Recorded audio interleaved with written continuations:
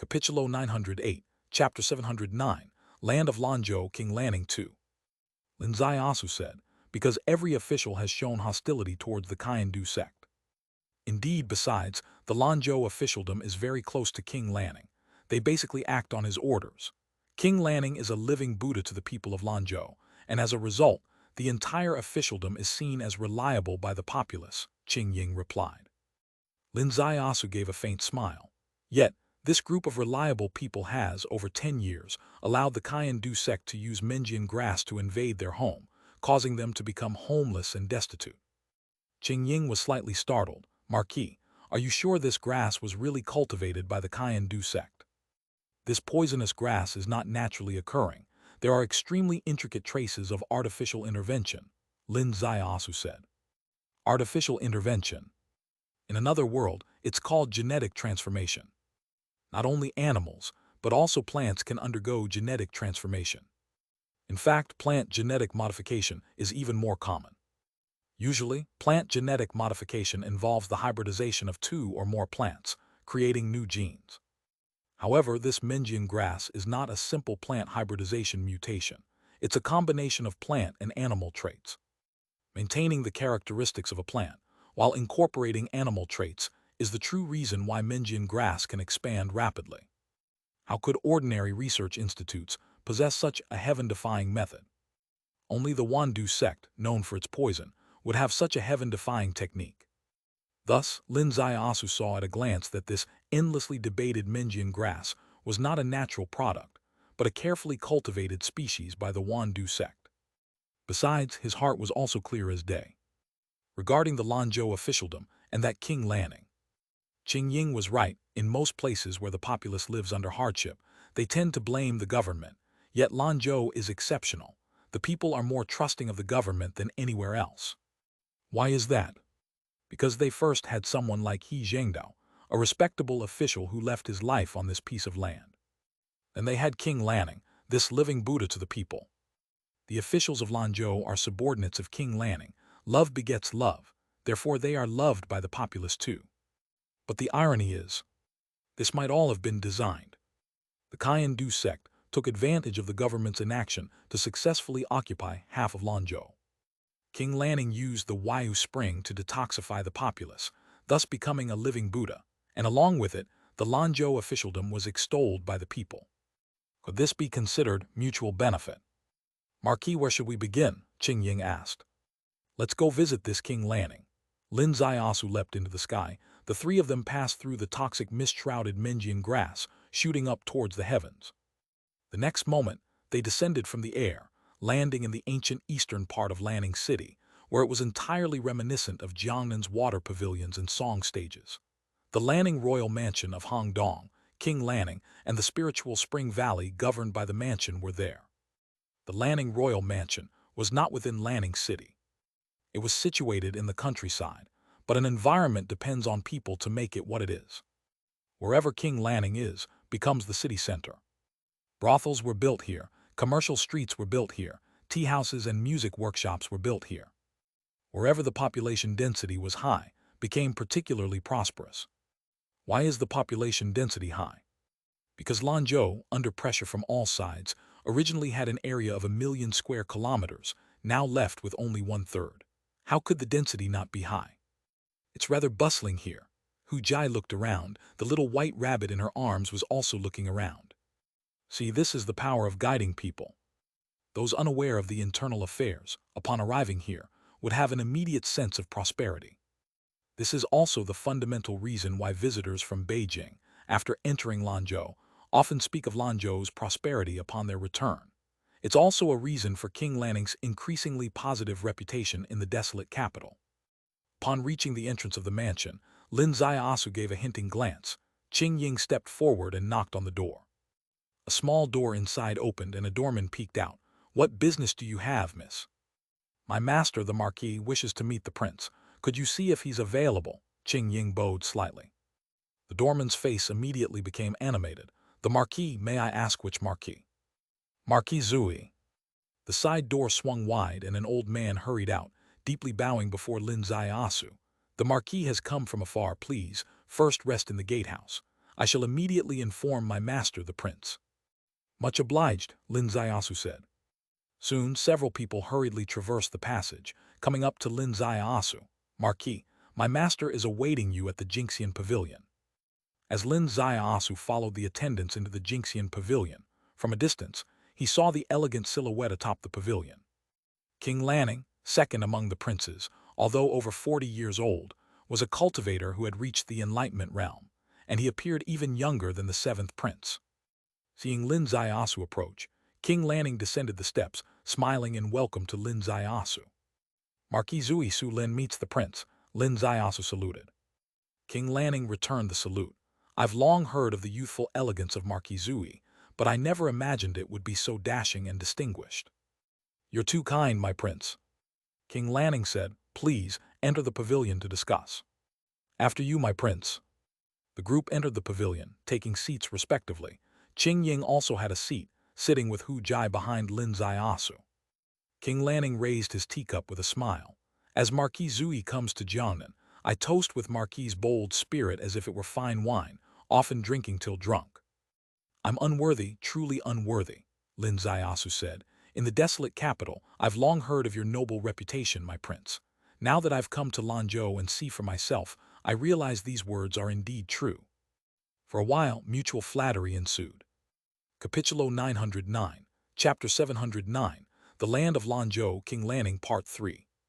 Behind the prince mansion, a gorge in the middle of the gorge, a spiritual spring. Beside the spiritual spring, there is a wooden house.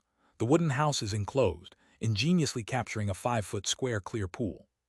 At the bottom of the pool sits a woman, cross-legged in the spring water, her sheer gauze gently swaying in the water. Underneath the gauze, her lovely body is almost bare, yet such an alluring posture embodies not temptation but holiness. Because she is the 9th holy daughter of the heavenly capital and also Princess Shensheng, the 9th princess of the dynasty. Her coming here is still because of Lin Ziasu. She is purely indebted. That day when Lin Ziasu went to Jiangnan, she used the heavenly immortal realm technique to spy, intending to capture some of his military strategies. Unexpectedly, she captured an extremely disgraceful scene. This old Estic, oh no, little Estic and his accompanying scholar were having a wild time in the cabin. That disgraceful scene immediately caused her immortal mirror technique to fail. In Moon Lake, she used the essence of water to cleanse her eyes, which took 7 days to complete. After the restoration of the immortal mirror technique, she spied on Lin Ziasu once more. At that time, she still had a sense of safety, avoiding the cabin with Lin Ziasu and Fu Fu, and instead focused her gaze on Lin Ziasu and Quang Lang. In her perception, this tall general didn't have a woman's demeanor, so there shouldn't be such an awkward scene again, right? Therefore, she was very assured when spying on Lin Ziasu and Quang Lang. Unexpectedly, she once again witnessed the shamelessness of this little Estic. It was directly engaging in that act with Quang Lang in a mountain cave. This scene was 100 times more stimulating than when he hand-picked Fu Fu and Princess Shansheng to avoid being discovered by him, forcibly activated unity of mirror and self. This unity caused a big problem, as this scene was recorded in her Sea of Consciousness spirit platform from a 360-degree perspective, forming the strongest pollution to her holiness. This level of pollution could not be countered by the essence of Moon Lake water.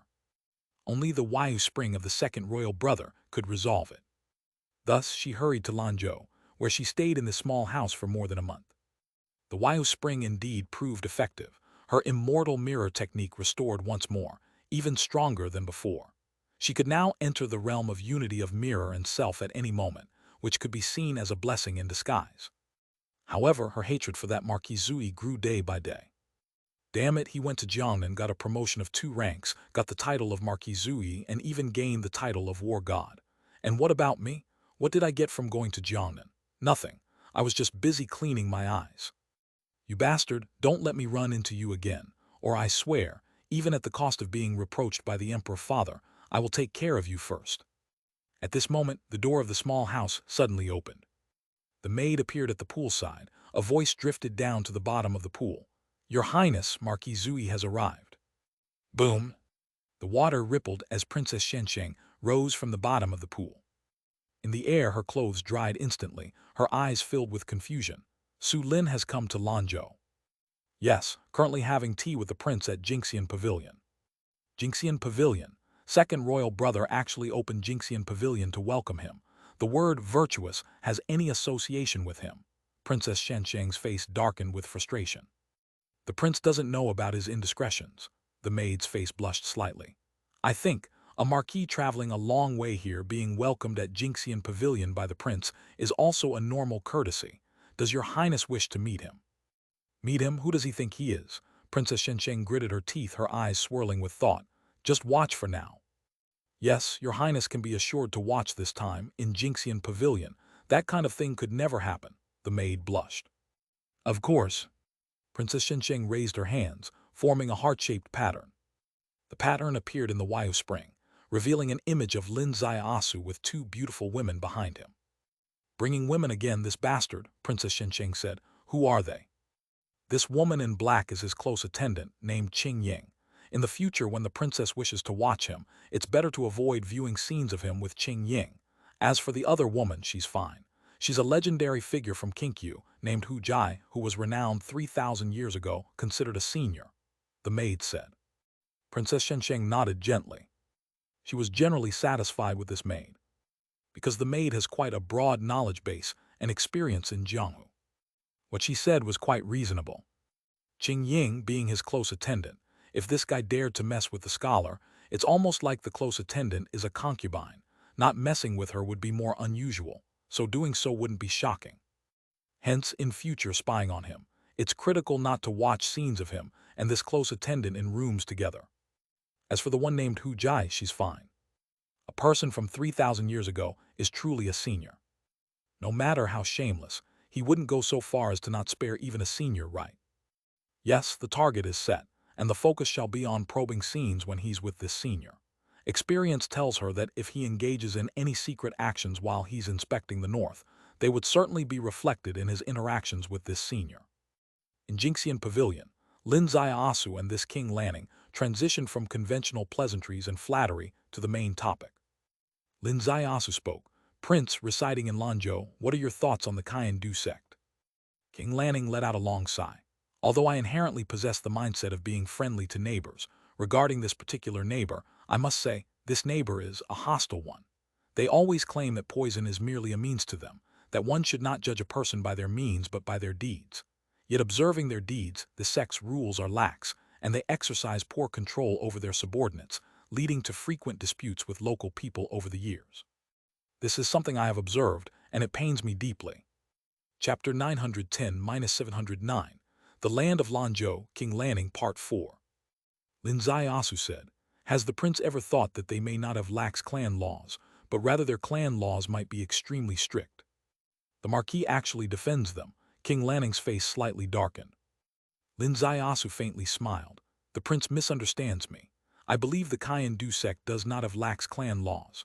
On the contrary, their clan laws are exceedingly strict, but they set their goal as the invasion of all of Lanzhou, and all their actions are driven by this goal. Invasion of all of Lanzhou, King Lanning pondered. Is the marquis being somewhat alarmist? Lanzhou still has 70 million people, and as long as I am here, no matter who wishes to enslave 70 million fathers and mothers, I will not agree. Nor will the 70 million fathers and mothers agree. I have checked the data. 10 years ago, Lanzhou had a population of 120 million, and in just 10 short years, only 70 million are left. Lin Zaiasu said, may I ask the prince, did you agree to this near half-population disappearance? Did the people of Lanzhou agree? Or, in other words, does the Kaiyan-Du sect need your agreement? These words were sharp beyond measure. King Lanning's face grew exceedingly dark. What does the marquis mean? My meaning is quite simple. When faced with the life-and-death matter of Lanzhou's survival, the slogan of agreeing or not agreeing is actually quite ironic. Lin Zaiasu said, I wonder if the prince is willing to work with me to truly do something to completely stop this chaos of invasion. A most pointed question. A definition of the slogan. Lin Zaiasu faced the prince without a single trace of politeness. But the final point was a suggestion that no one could refuse, to really do something to stop this chaos. King Lanning slowly raised his head. What does the marquis intend to do? I want to invite the leader of the Kaiyan-Du sect to Ning City, to negotiate with the prince and me a feasible plan to completely stop the expansion of the Menjian grass. King Lanning's eyebrows slowly furrowed. Did not the Marquis just reach a conclusion that this grass was artificially created by the Kayan-Du sect? Under such circumstances, would they cooperate with the prince and the Marquis to halt the expansion of the Menjian grass? Not cooperate, Lin Zaiasu chuckled. When I went to Jiangnan, I directly offered the sect the condition of withdrawing all private industries. Would they cooperate? In the end, which one didn't cooperate? In this world there are so many lowlifes. If they don't drink a toast, punish them with 3 cups, so what's the harm? Saying this, he smiled. However, in the Jinxian pavilion, everyone was silent, because the person saying this had already showcased their commitment through a resounding journey to Jiangnan. In Jiangnan, which of his targets did not touch these sects' interests? Which one were they willing to cooperate with? However, those who did not cooperate, the sect would be wiped out, and those remaining, after weighing pros and cons, had no choice but to agree. Otherwise, it would be fulfilling his shocking saying, "If you don't want to be decent, I will help you be decent." King Lanning slowly raised his gaze, seemingly looking through the distant Lan Ning ancient city, toward the even more distant Tianji Lake. He slowly said, "Does the Marquis know who is behind the Kayan-Du sect?" "The one Du sect, nothing more," Lin Zaiasu said. "One of the 9 gates, and to the Marquis it's just nothing more." Lin Zaiasu laughed. "The prince may well know who is behind Hanyu Valley, who is behind the Demon King Palace. When I unsheathed my sword against Hanyu Valley, did I ever consider Heavenly Capital? When I decimated the Demon King Palace, did I ever consider the Demon Sect? I've not even had reservations about the head of the 3 sects, the Heavenly Capital. Does the prince think I should have concerns about one of the 9 gates, the Wandu sect?" King Lanning slowly said, "The Marquis has a heroic spirit which I deeply admire. Is this intention decided?" "Decided." King Lanning slowly raised his gaze, looking at a steward next to him. "Steward, determine a location for the meeting."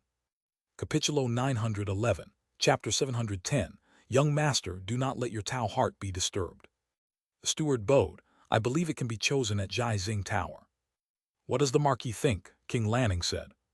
Lin Zaiasu looked towards the tallest building in Lanning City. The perilous building is hundreds of feet high. One can reach out to pluck the stars, dare not speak loudly, for fear of startling heavenly figures. Wonderful indeed. King Lanning clapped and laughed. The Marquis casually recited a poem. "It's absolutely brilliant. I admire it greatly. The Marquis will be responsible for inviting guests. Shall we meet at Jizing Tower in 3 days with this neighbor?" "Good." "Marquis has entered the mansion today. Are you interested in a stroll?" said King Lanning. "The prince gave me the task of inviting guests, so I cannot indulge in my interests freely. I must take my leave today, and we shall meet at Jizing Tower in 3 days. Lin Zaiasu stood up and bowed. Respectfully sending off the Marquis, King Lanning also stood up to see him off. Lin Zaiasu left Jinxian Pavilion with the 2 women. King Lanning stood at the entrance of Jinxian Pavilion, bowing to see them off. The early spring wind blew through, filling the garden with the scent of plum blossoms. His hair gently fluttered. "Prince, dare not speak loudly for fear of startling heavenly figures. What does heavenly figures mean?" A thread of voice directly reached King Lanning's Sea of Consciousness spirit platform. It was the steward's voice. A thread of voice returned from King Lanning. "What are you thinking?"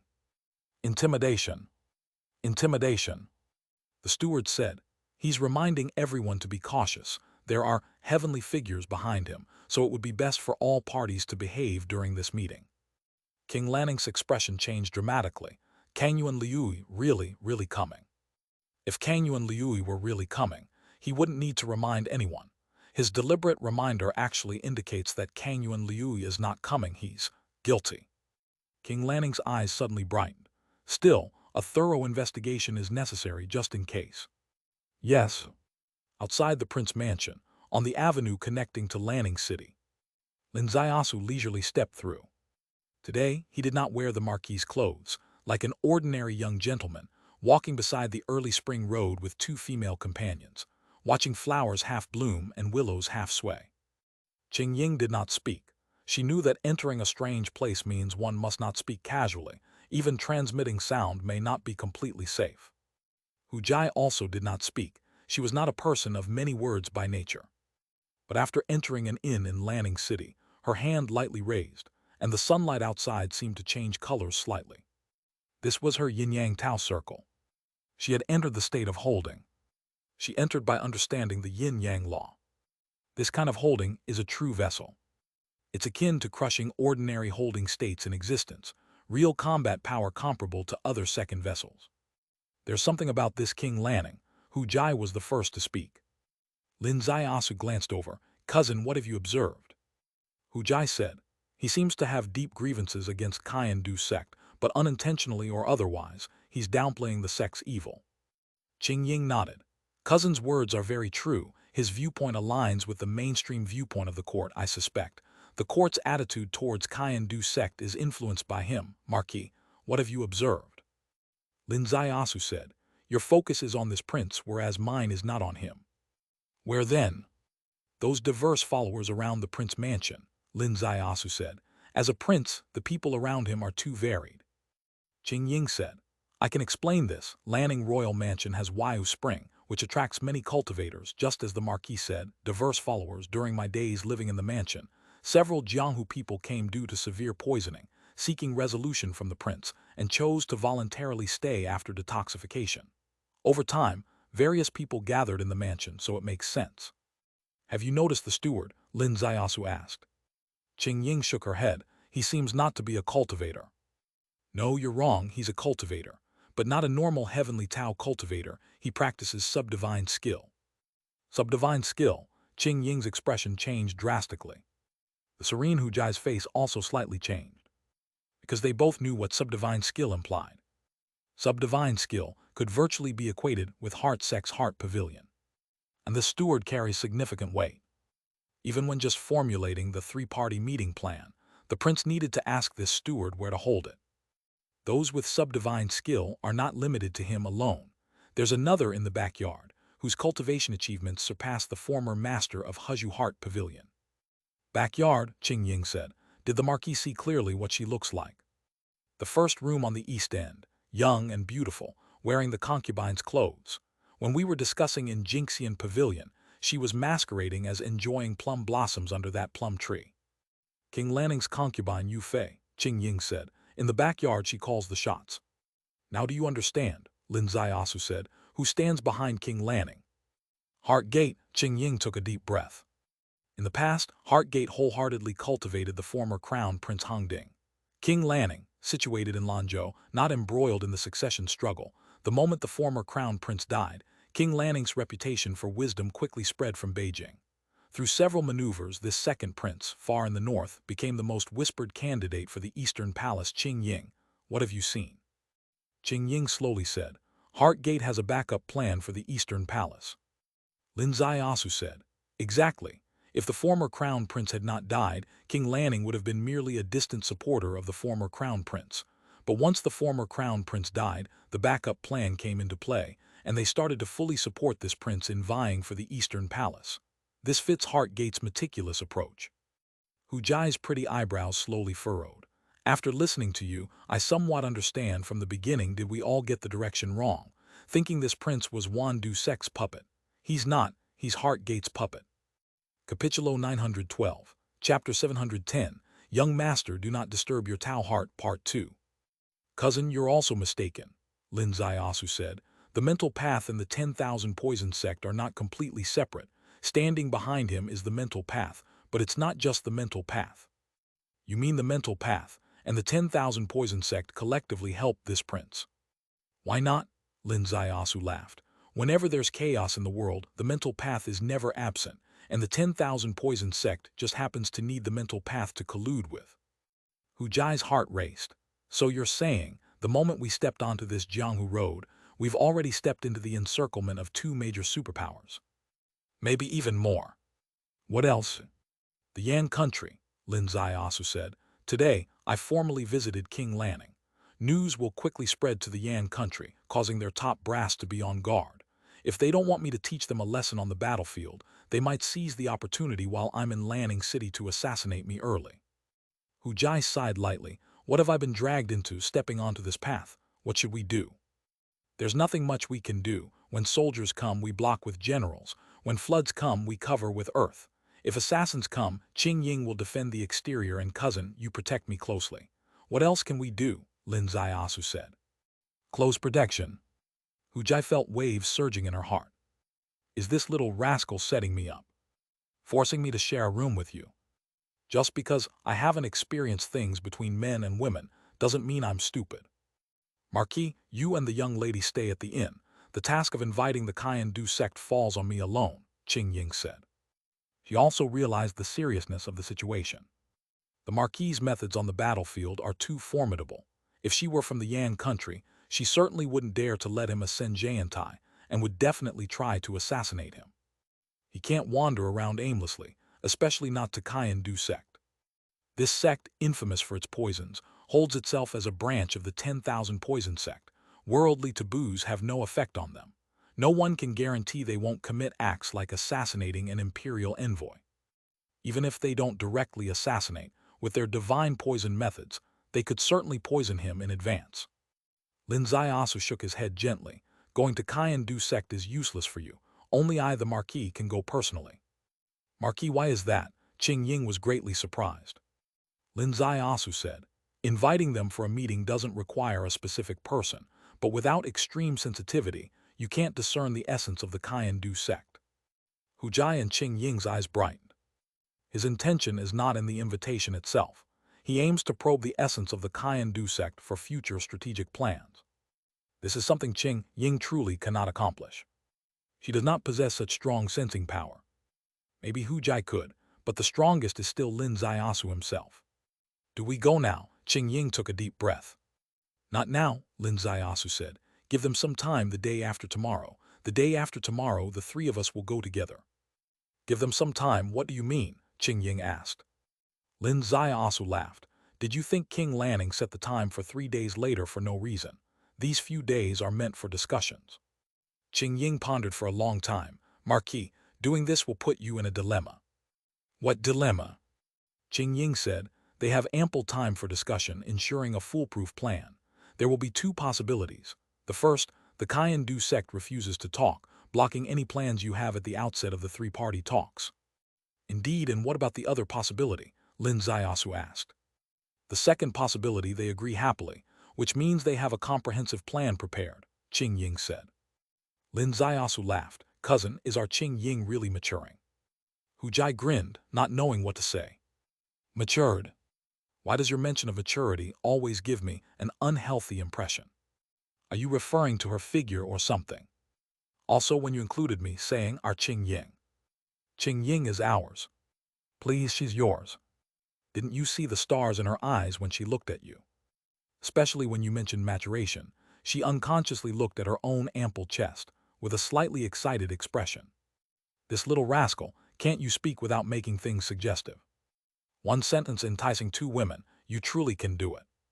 For the time ahead, Lin Zaiasu seemed to have no official business. Sitting leisurely atop the tavern, left foot crossed over the right, enjoying the moment. Holding the teacup brought by Qing Ying, he discussed with her which flowers would cover the northern mountains first come spring. Qing Ying was quite emotional. In this world, she had stayed for 4 months. Every day had been like a highly tense falcon. How often had she seen the Marquis act like this? He could see through hidden truths with one glance, never concealing himself, calmly exposing himself to the whole city's gaze. He rarely walked solemnly through the quiet room. He preferred basking in the early spring sunshine, showing his unparalleled charm. Such a man truly has unmatched appeal to women. Even his cousin's eyes look different when she sees him. Is she really just a cousin, or maybe a reserved lady of the Marquis mansion? The relaxed moments quietly disappeared into the northern fields. The sunset arrived as expected, with a faint touch of gold. As night fell, Lanning City emerged from the bustling day, falling into silence. Capitulo 913, Chapter 710, Young Master, do not disturb your Tao heart 3. As the lanterns lit up, the bustling Ning City was draped in the starlight of the night. Cousin, let's go rest, Lin Zaiasu said. Hu Jai trembled slightly all over. Oh my God, fearing what you would come. Under normal circumstances, she wouldn't sleep in the same room with him, but during the day he had made it clear the signal had been sent out, and if the enemy had any wit, they would take decisive measures against him. While he rests, sneak into his room, kill him once and for all. Although she was in the next room and had strong protection, ultimately it was not as good as being in the same room, providing close protection. With this close protection, he was safe. But for herself, why do I feel a bit unsafe? This little rascal truly tormenting. Forget it, prioritize the bigger picture. Hu Jai nodded softly, let's go. The two of them entered the room. The door gently closed. Qing Ying's figure flickered and disappeared. She had already broken into the enlightenment realm, and her invisibility technique was at the peak of her lifetime strength.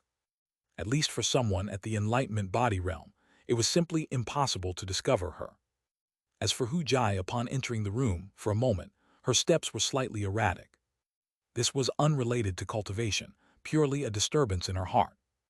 Especially when Lin Ziasu sat by the bedside, looking at her with bright eyes what she always felt held a hidden meaning. Should we set up a sound insulation circle? Hu Jai asked. No need, Lin Ziasu said, I've already set it up. Hu Jai probed with her divine sense and discovered a layer of sound insulation circle, astonishingly set up using the space law. Space law, dividing space, isolating space is its forte. Even though it's just a Tao flower level space law, its sound insulation effect is not inferior to her standard Tao fruit level yin-yang circle. You are truly a miraculous person, upgrading at an incredible speed. Refining the dragon pill in 4 months is unprecedented. Comprehending the yin-yang law simultaneously, your space law has also reached a very high level. Lin Ziasu chuckled inwardly.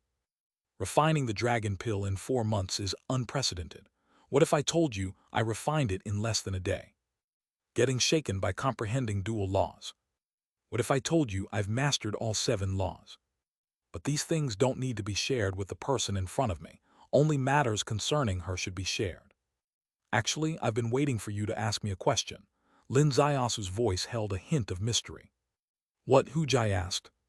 You should ask me why Fu Fu was able to rise from 5 tails directly to 9 tails. Hu Jai trembled all over. Fu Fu ascending to 9 tails was the biggest event in Kinkyu in a million years, without exception. As an ancient race, bloodline inheritance is of utmost importance. The descendants lacking the bloodline of the ancestors lose the foundation of inheritance. Why is this generation of Kinkyu looked down upon? It's because there's no 9 tails. Originally, Hu Jai was the hope of many because she too started from 5 tails, relying on the special effects of the Tianhu Palace sand to gradually improve her bloodline, slowly leveling up from 5 tails to 6 tails, from 6 tails to 7 tails, from 7 tails to 8 tails. Everyone hoped she could rekindle the ancestral bloodline, shining the light of the Kinkyu heavenly fox. But ever since she stepped into the 8 tails 2,000 years ago, she had been stagnant. The stagnation is actually normal. There's always been a saying on the cultivation road, the towering peak is not difficult to ascend, but the half step to the absolute pinnacle is extremely hard. What does it mean? Ascending from 1 tail to 8 tails was not difficult. Each generation had 1 or 2, capable of reaching 8 tails. In the span of a million years, how many 8 tails have appeared? In total, over 300 people. However, no one could reach 9 tails. Why? Because 9 is the ultimate. 9 is the utmost.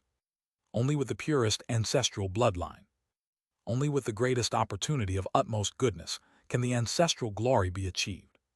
Some even said the ancestral glory, along with the first human emperor, remained ever in legend, its heights never to be seen again. Thus, the clansmen gradually let it go. Since then, they no longer saw Tianhu Palace sand as an opportunity to change clan destiny, just viewing the women who own the Tianhu Palace sand as Kinkyu's unique precious resources. Why resources? Because every woman who owns Tianhu Palace sand, after opening the Heavenly Fox secret realm, experiences a transformation.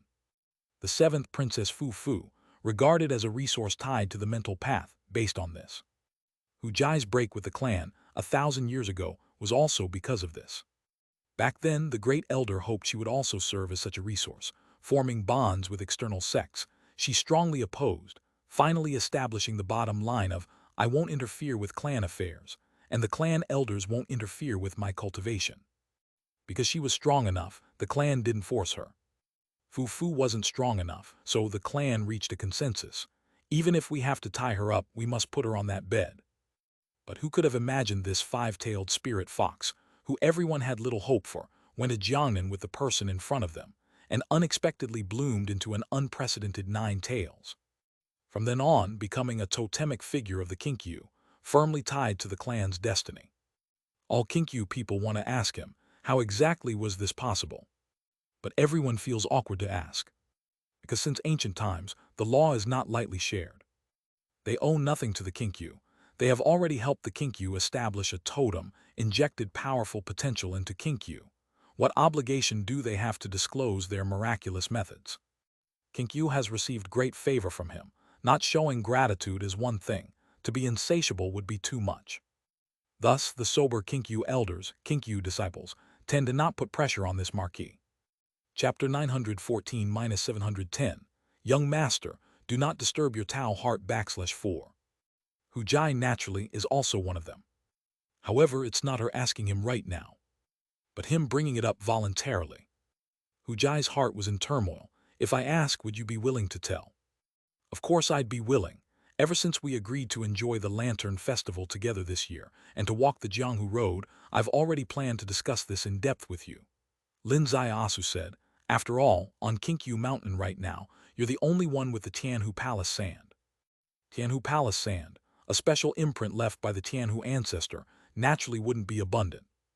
Currently, there are about 300 people alive with Tianhu Palace sand, but excluding her, all have lost their purity, including Fu Fu. Once purity is lost, the Tianhu Palace sand vanishes. The one who aids them gets some benefits more or less, and the matter is settled. Only one person hasn't lost her purity. That is Hujai. Hujai took a deep breath, suppressing her excitement. How do we discuss this? Lin Zaiasu said, why don't we first discuss a philosophical premise?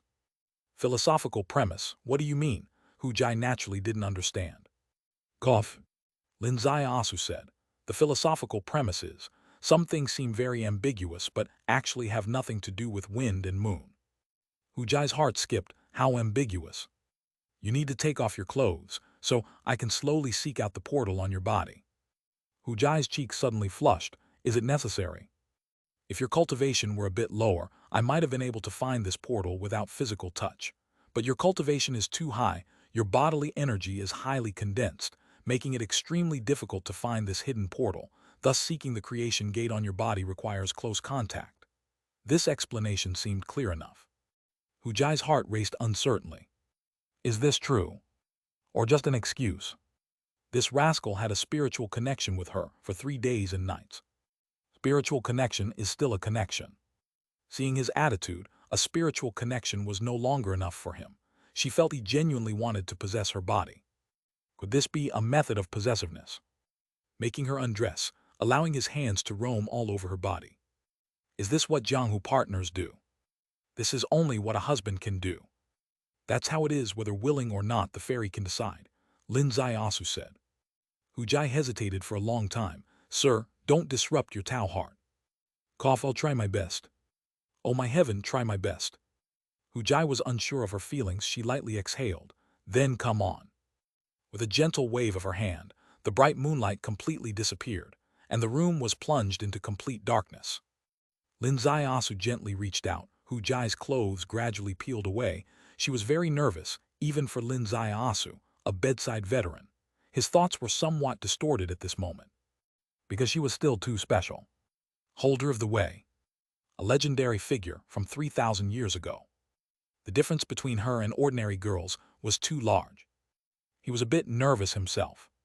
What he didn't expect was that, in the adjacent tavern within another room, someone was also quite tense. There were 2 people in this room too, but both were women. Princess Shensheng and her maid. Your Highness, there shouldn't be any problem this time, right? The one entering the room with him is that old senior, not the personal maidservant, the maid said. Princess Shensheng took a deep breath, activating the immortal mirror technique.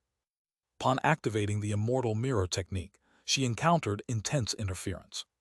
It was the state of holding ceiling circle, composed of yin-yang attributes. Princess Shensheng's mind was instantly filled with elements of excitement. The more tightly guarded, the more important their discussion must be. As this person entered Lanzhou, the conversation with the second prince brother wasn't harmonious, giving Princess Shensheng a very dangerous signal. She felt this guy intended to point a sword at the second prince brother. Previously, due to his influence, resulting in the death of her only brother, others might have moved on, but she could. Should he dare point a sword at the second prince brother closely related to her, This princess must break your conspiracy. The premise of breaking an opponent's conspiracy is to understand the conspiracy itself. Immortal mirror technique is the best method for probing secrets. Now encountering the sealing circle of the state of holding, it shows her judgment was correct. The two are definitely plotting. Her hand was heart-shaped, compressing smaller and smaller. The smaller it compressed, the greater the power of the immortal mirror technique. However, she dared not forcibly tear the sealing circle of the state of holding. Doing so would definitely alert this old senior. Only by utilizing the profound heavenly capital heart method, elevating the immortal mirror technique to a higher level, can she complete the infiltration unnoticed. With this thought, Princess Shensheng truly entered the unity of mirror and self. She seemed to vanish from her form, transforming into a ray of mirror light, seeking any possible breach within the tightly sealed circle. Originally, this sealing circle had no breaches whatsoever. But to her surprise, the circle itself changed. Yes, the yin-yang power suddenly became chaotic, as if the caster's mentality underwent a shift. Princess Shensheng rejoiced, with all her focus guiding the immortal mirror technique, capturing the breach, diving into the room. Upon entering, her hands suddenly stumbled. The heart-shaped pattern shattered. Her eyes abruptly closed. Your Highness, what happened, what happened?" the maid cried out. Princess Shensheng's eyes slowly opened, seemingly veiled by a layer of silk. Dirty again, the maid was astonished. Princess Shensheng sighed to the heavens. What kind of karma have I suffered? Capítulo 915, Chapter 711, Banquet Invitation to the Kaindu Sect. The maid's face changed dramatically. The 3,000-year-old senior true god, do you really have such a heavy taste? Fortunately, it hasn't reached that point yet, it's just a touch. Princess Shensheng blinked lightly, and the veil in her eyes slowly faded. This time it's okay, didn't see such an explosive scene, so she wasn't seriously defiled. No need to return to Wayu Spring to cleanse her eyes, but she dared not look next. Because that scene is entirely foreseeable. The touch had happened, and after the touch, the process, Princess Shensheng was very familiar with. Luckily she peaked early if she were late by half a moment, at the point where he was spurring the horse, to enjoy the most explosive scene. The next half-month, she might return to Wayu Spring to cleanse her eyes. What she hadn't expected was that what her eyes saw wasn't necessarily all truth. Lin Zaiasu and Hu Jai could not possibly reach that step tonight. What she couldn't expect was that she cautiously, displaying the most exquisite immortal mirror technique, still failed to escape Lin Zaiasu's counter-surveillance. Princess Shensheng in the Wayu Spring of Lanning Royal Mansion. This matter is included in the Qingying intelligence system. But so much time had passed, he didn't know whether this Princess Shensheng was still in the mansion. But it's no matter as long as he enters the mansion once. Whether this princess is still there, he would see it clearly. At the moment he sat in the Jinxian pavilion, lifting the teacup, a primordial spirit emerged from him, precisely locking onto Wayu Spring, sensing the chi of Wayu Spring, also personally seeing the Princess Shensheng he sought. Knowing she's there, his grand plan 3 days later became logically closed. But he hadn't thought this girl was really stubborn, daring to use immortal mirror technique before him. Moreover, during his space-law sealing, using immortal mirror technique. The space-law sealing, unlike the yin-yang law, space-law itself divides space. Its sealing skill is much stronger than yin-yang law. Princess Shensheng can detect yin-yang law but couldn't detect space law at all. So at the first instant her immortal mirror technique was displayed, she was exposed in Lin Zaiasu sensing. Lin Zaiasu, following the basic guideline of if you dare target, I'll give you something to remember, planned to make her stumble again in a familiar pit, hence intensified the frill stimulation in hand. This stimulation threw Hu Jai's Tao realm into chaos, yin-yang split seams, also made Princess Shensheng suffer heavy setbacks in her immortal mirror technique. Princess Shensheng withdrew. He could also proceed with peace of mind. Hu Jai was already past the point. She felt his hand was imbued with magic power. Each contact made her Tao realm chaotic like falling spring flowers. The sealing circle constructed with the power of realm shattered completely. Was he searching for the gate of creation? Clearly, this was flirting with her.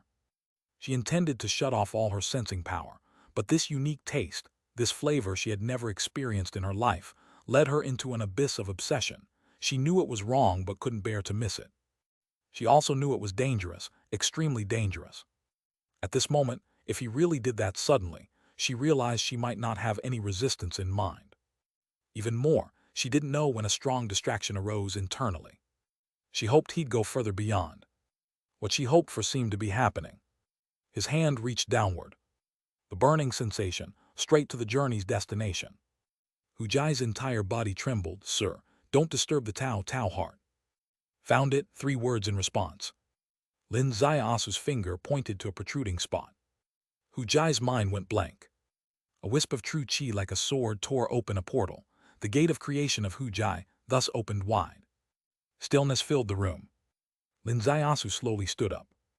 Hu Jai lay quietly, lips slightly apart, in the pitch-black night, theoretically impossible to see, but Lin Ziasu deeply inhaled, striving to calm himself. Hu Jai's gate of creation really was quite a trap, amazingly located at that spot. Which spot? That was the spot Fu Fu was most interested in, where Lin Ziasu kept messing up her spiritual tale every time. "The gate of creation is already opened," Lin Ziasu said. "Did you feel the scenery inside the door?" Hu Jai's eyes slowly opened, quietly watching him, not answering for a long time, seemingly still not recovered. Lin Ziasu lifted a hand lightly, a thin blanket covering her body. Hu Jai gently closed her eyes. "I felt it, I felt the bloodline changing. Maybe truly created a miracle." "That's good, meditate a bit, I'll go next door." "Stay," Hu Jai's voice very light. "Remember, these days are the dangerous period, you can't separate from me." Lin Ziasu sat on the bed edge. "Fairy just now."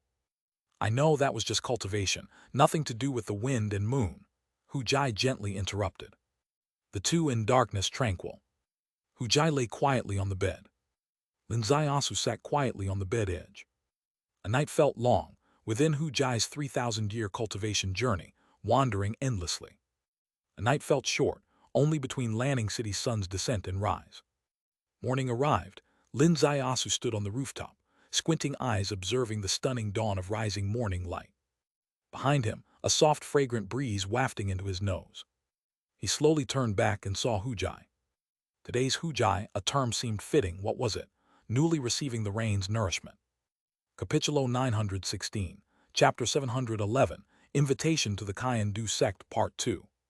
At least to Qing Ying, this cousin seems to have been blessed by the rain and dew.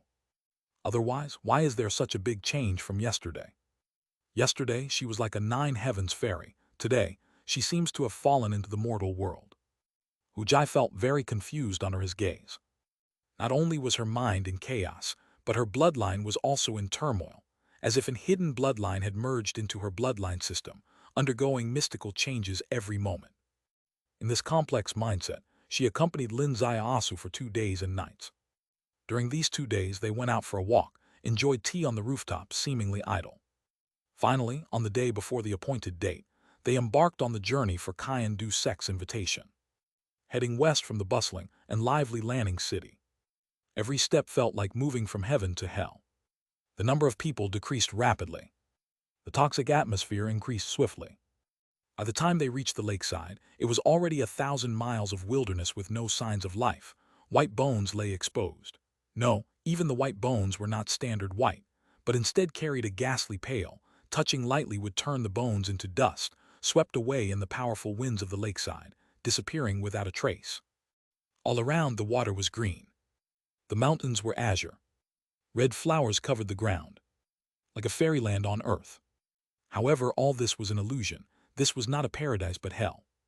"Go," Lin Ziasu stepped forward, heading towards Tianji Lake. In the waters of the lake, schools of fish swam. On the water surface, shimmering waves appeared. The 3 of them looked like immortals stepping on ripples as they made their way towards the heart of the lake, to that mystical sacred ground full of pavilions and towers, the mountain gate of Kaiyan-Du Sect. Nearing the sect gate, the lake water ahead suddenly rose out of thin air. Lin Ziasu's gaze pierced the lake bottom. The heavenly Tao wisdom I saw through 1,000 meters of lake water. He saw a massive shad. Island guardian poison flood dragon. Hu Jai's eyes darkened. It must be a 7th realm beast. 7th realm beasts are equivalent to human clans holding the way. Qing Ying's heart skipped a beat. Are they going to break into the island? Starting right away with a confrontation against the 7th realm beast. An island guardian beast of a branch institution, capable of contending with the state of holding. This is the heritage of such a top-tier sect like Wandu sect. Lin Zaiasu raised his hand, and a sword-shaped official seal appeared in his palm. As the seal soared horizontally over Zhang Lake, appeared a golden light within the golden light. A large character swept across the sky. Inspect. Just one word. It carried endless imperial majesty. Because this was a third-grade official seal. A third-grade official seal, the highest rank for inspecting tour from the Great Wilderness Dynasty, holds its splendid heavenly authority. The official seal's golden light swept across the island. The enormous character, inspect, seemed like a pair of giant eyes open in the sky. 3 figures burst forth through the air, landing on the crest of the 100-meter-high wave ahead. As their feet touched down, the giant wave quickly quelled. The lake's poison flood dragon slowly subsided. These 3 were all dressed in purple. Purple clothing marks the membership of high-level elders within the sect. The one in the middle with white hair and a white beard had an immortal demeanor, yet his face appeared like a youth's, devoid of any wrinkles, truly embodying white-haired youth. Qing Ying whispered into Lin Zaiasu's ear, "Great Elder Chen Yunsheng."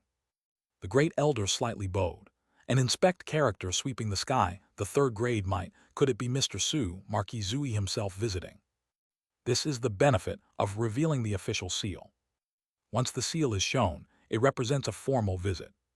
Within the Great Wilderness Dynasty, any sect must treat it with courtesy. It is indeed this Marquis, Lin Zaiasu said, but who are you 3? I am Great Elder Chen Yunsheng. These 2 are the 3rd Elder and the 7th Elder respectively. The Great Elder said, the Marquis is invited onto the island.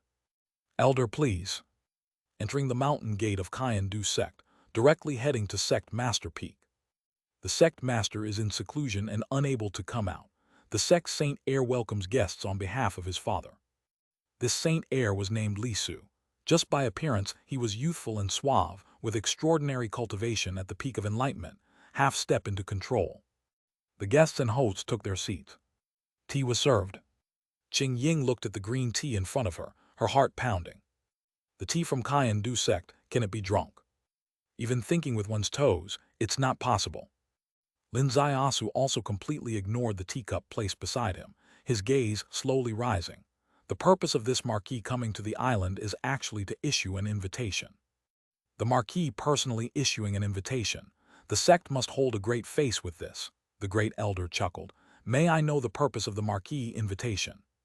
For the 70 million people of Lanzhou. The smiles on the faces of the elders instantly froze. The Great Elder said, please express your intentions, Marquis. Lin Zaiasu said, in the land of Lanzhou, Minjian grass is rampant. Half the state's people are displaced. Tens of millions of souls perish. The remaining 70 million people are still struggling under the erosion of poisonous grass. As this Marquis inspects the land, he is accustomed to seeing the public suffering, hence wishes to collaborate with your sect and King Lanning to discuss a strategy to halt the spread of this poisonous grass. The Great Elder said, Marquis, your compassionate heart for the world as you head towards Jiangnan is already known across the land. Although our sect is far in the north, we have also heard of it. However, this grass. He hesitated slightly. Lin Zaiasu said, this grass is just a type of poisonous grass. Your sect takes poison as the path. Can it not handle just one type of poisonous grass? The Great Elder said, Marquis, you must not underestimate this grass. Minjian grass is not ordinary. This grass is a remnant of the heavenly Tao, very extraordinary. A remnant of heavenly Tao, Lin Zaiasu frowned. Indeed, the Saint Heir Li Su spoke. Ancient books record that the spread of this grass is the will of the heavenly Tao, usually in a realm where the sacred way cannot prevail, recorded in the ancient scripture as, imperial authority is a scourge, the sacred way cannot prevail, heavenly Tao's punishment. Lin Zaiasu's gaze turned to the Saint Heir. Does the Saint Heir mean that your sect actually can act but dares not act? Capitulo 917, Chapter 711, The Kyandu Sect Banquet Invitation, Part 3. The Saint Heir nodded slowly. Our sect uses poison for cultivation. In the world of poisons, what couldn't we manage? It's not that we can't. Rather, this act is the will of heaven, and our sect does not dare to go against it. However, the Marquis cares for the world, and our sect holds him in great esteem, so there is a method that can be employed. May I ask what method? Lin Zaiasu's eyes lit up, showing great interest. Saint Heir said, Ancient records once documented a historical precedent, also involving the Mingian grass. It was in the ancient land country where Mingian grass ravaged the entire country due to the monarch's lack of virtue. Afterward, the monarch issued a decree of repentance and abdicated for a capable successor, and only then did the Mingian grass cease. As the saying goes, learn from the mistakes of the past to avoid future errors. Why shouldn't the Marquis seek answers from historical records? Qing Ying's heart was pounding. She finally understood the information conveyed in this meeting. According to the Cayenne sect, the root cause of this Mingian grass is not them, but rather the current emperor. The emperor is without virtue, and the heavenly Tao punishes accordingly. The Mingian grass descends, bringing disaster to Lanzhou. And this calamity, it seems, might not be limited to just Lanzhou. As a cultivation sect, they dare not act against the will of heaven, hence they refrain from intervening. However, there is indeed a solution. If the emperor issues a decree of repentance and abdicates for a capable successor, the Mingian grass would naturally disappear. Has this turned into a struggle for imperial authority? Was this meeting orchestrated by the Marquis himself? The result discussed is to force the Marquis to oppose the emperor. Serve as the ultimate scheme for changing the emperor. Lin Ziasu heard this and slowly raised his gaze, looking into the vast sky. The great elder exhaled lightly. The Saint Heir's words are taboo, yet our sect sincerely respects the Marquis's grand ambition for the world, and we dare not conceal anything from him. Thank you for your sect's honesty. Lin Ziasu gently clasped his hands and offered a salute. Now it depends on whether the Marquis has the resolve to plead on behalf of the 70 million people of Lanzhou. The Saint Heir also offered a salute. Lin Ziasu exhaled deeply, pleading for the common people, speaking for the citizens. How could I, the Marquis, retreat? Tomorrow, let's have a talk among the three parties first. Very well, the Saint Heir Lisu said. Tomorrow, this seat and the great elder will surely arrive on time. All right, I take my leave for today. Lin Ziasu stood up, and the two women behind him also stood up. Farewell, Marquis. I, the Marquis, am leaving. All of you stay. Lin Ziasu exited the meeting room and ascended into the air, flying across the entire island, landing from the west side. By noon, they returned to their previous inn in Lanning City. Entering the inn room, Qing Ying served a teapot, and Lin Ziasu pointed with one finger. A drop of tea transformed into a sound barrier. Cousin, what have you gained? Lin Ziasu got straight to the point. Hu Jai said, the Cayenne sect has 3 places with exceptionally strong energy, clearly at the level of the second vessel. One is the Sect Master Peak, likely Sect Master Li Tianyi, one beneath the Sect Master Peak in that abyss, and the third is a half-mountain hut. Yes, not bad, 3 in the second realm of Tao wielding, agreeing with my detection. Lin Ziasu nodded. I also paid attention to the state of holding, totaling 73 people. Qing Ying admired greatly. Marquis, just by sitting in the hall, you managed to monitor all the top experts within the sect gate. This sensing power is truly incredible. Hu Jai chuckled lightly. Once your cultivation reaches that level, you'll be able to do it too. What surprises me is how credible are the assertions they made. Which assertion? The claim that the Mingian grass is related to the monarch's lack of virtue. Is there any credibility to speak of? Lin Ziasu said. This is merely the outcome negotiated by King Lanning and them. The two women gasped in surprise. Hu Jai said, King Lanning, he actually wants to use your hand to fulfill his imperial dream. This question needed no answer. For everyone was aware, every prince has an imperial dream. The difference lies in how they plan to achieve this dream. Qing Ying took a deep breath. Marquis, in the central domain, there is indeed a nation called Ancient Land Country. Do they not worry that we might go to Ancient Land Country and expose their lies? Lin Ziasu laughed. If you investigate, you will come to the same conclusion they did. Because not only does Ancient Land Country exist, but there are also indeed historical records of the monarch issuing a decree of repentance and subsequently abdicating for a capable successor. What? Qing Ying was astounded. Lin Ziasu said, now you understand. There's nothing new under the sun. They haven't only staged Mingian grass in Daowang country, and this act of borrowing heavenly Tao to replace the emperor is not pioneering here. They have achieved success before. Hu Jai said, things are becoming increasingly complicated. Beyond the entanglement of two forces, a third party is emerging. You rose to prominence with the emperor's backing, and now they want to use your hand to strike at the emperor. What will you do? In the gambit of the world, everyone is a pawn, but everyone can also be a player. Lin Zaiasu smiled. They excel at using strength against strength. I'll play this game of tactics with them and see who utilizes their strength better. The next day, noon approaches. Jizing Tower is nearly full. Leaders of various sects, great scholars and sages from all directions are gathered. Because the news of today's three-party talks has reached the public, who in Lanzhou would not be paying attention? They might not care who the emperor is this year, but they absolutely cannot ignore the pressing crisis on their home front. For without resolving this crisis, none of them can establish roots in Lanzhou. As such, irrespective of past differences in stance, whatever conflicts or disputes these families and sects had on this issue, they are all highly unified, hoping that the court can provide a good solution. Not only have they arrived, but officials from the prefectural magistrate mansion are also present. Capitulo 918, Chapter 711, A Banquet Invitation to the Kaian-Du Sect Part 4. However, the officials are at the top level, while the rest are at the middle and lower levels. As the time approached, the discussion was in full swing. Scholar Deng, do you think today's meeting will yield a good result? A middle-aged man facing a person resembling a great scholar asked this at a table in the center. As soon as the question was raised, those around fell silent, for this scholar Deng was a person of high virtue and reputation, well-versed in the classics and familiar with various schools of thought, with disciples across the world, highly respected in the Northwest. Scholar Deng stroked his beard and slowly raised his head. Discussions similar to today's have taken place many times in the past, yet none bore fruit. Initially, I didn't dare hope for any different outcome this time, but this Marquis Zui is vastly different from past court officials. Indeed, that's true. Another elder next to Scholar Deng spoke. Before Marquis Zui went to Jiangnan, no one expected he could completely change the chaotic sect law situation there. In the end, this young Marquis single-handedly transformed the whole Jiangnan road. This demonstrates that the Marquis truly has means. Another elder spoke. While Scholar Li's words make sense, the situation in Lanzhou is quite different from Jiangnan. In Jiangnan, the sect law chaos was apparent, and the Marquis only needed to exert pressure on the sects. However, in Lanzhou, the issue of poisonous weeds remains unresolved, and the Kaian-Du sect has never admitted that these weeds are related to them.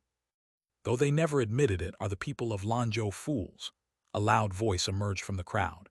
With the invasion of poisonous weeds, sects, noble families, the public, and the government all suffer heavy losses, while only the Kaian-Du sect continues to expand.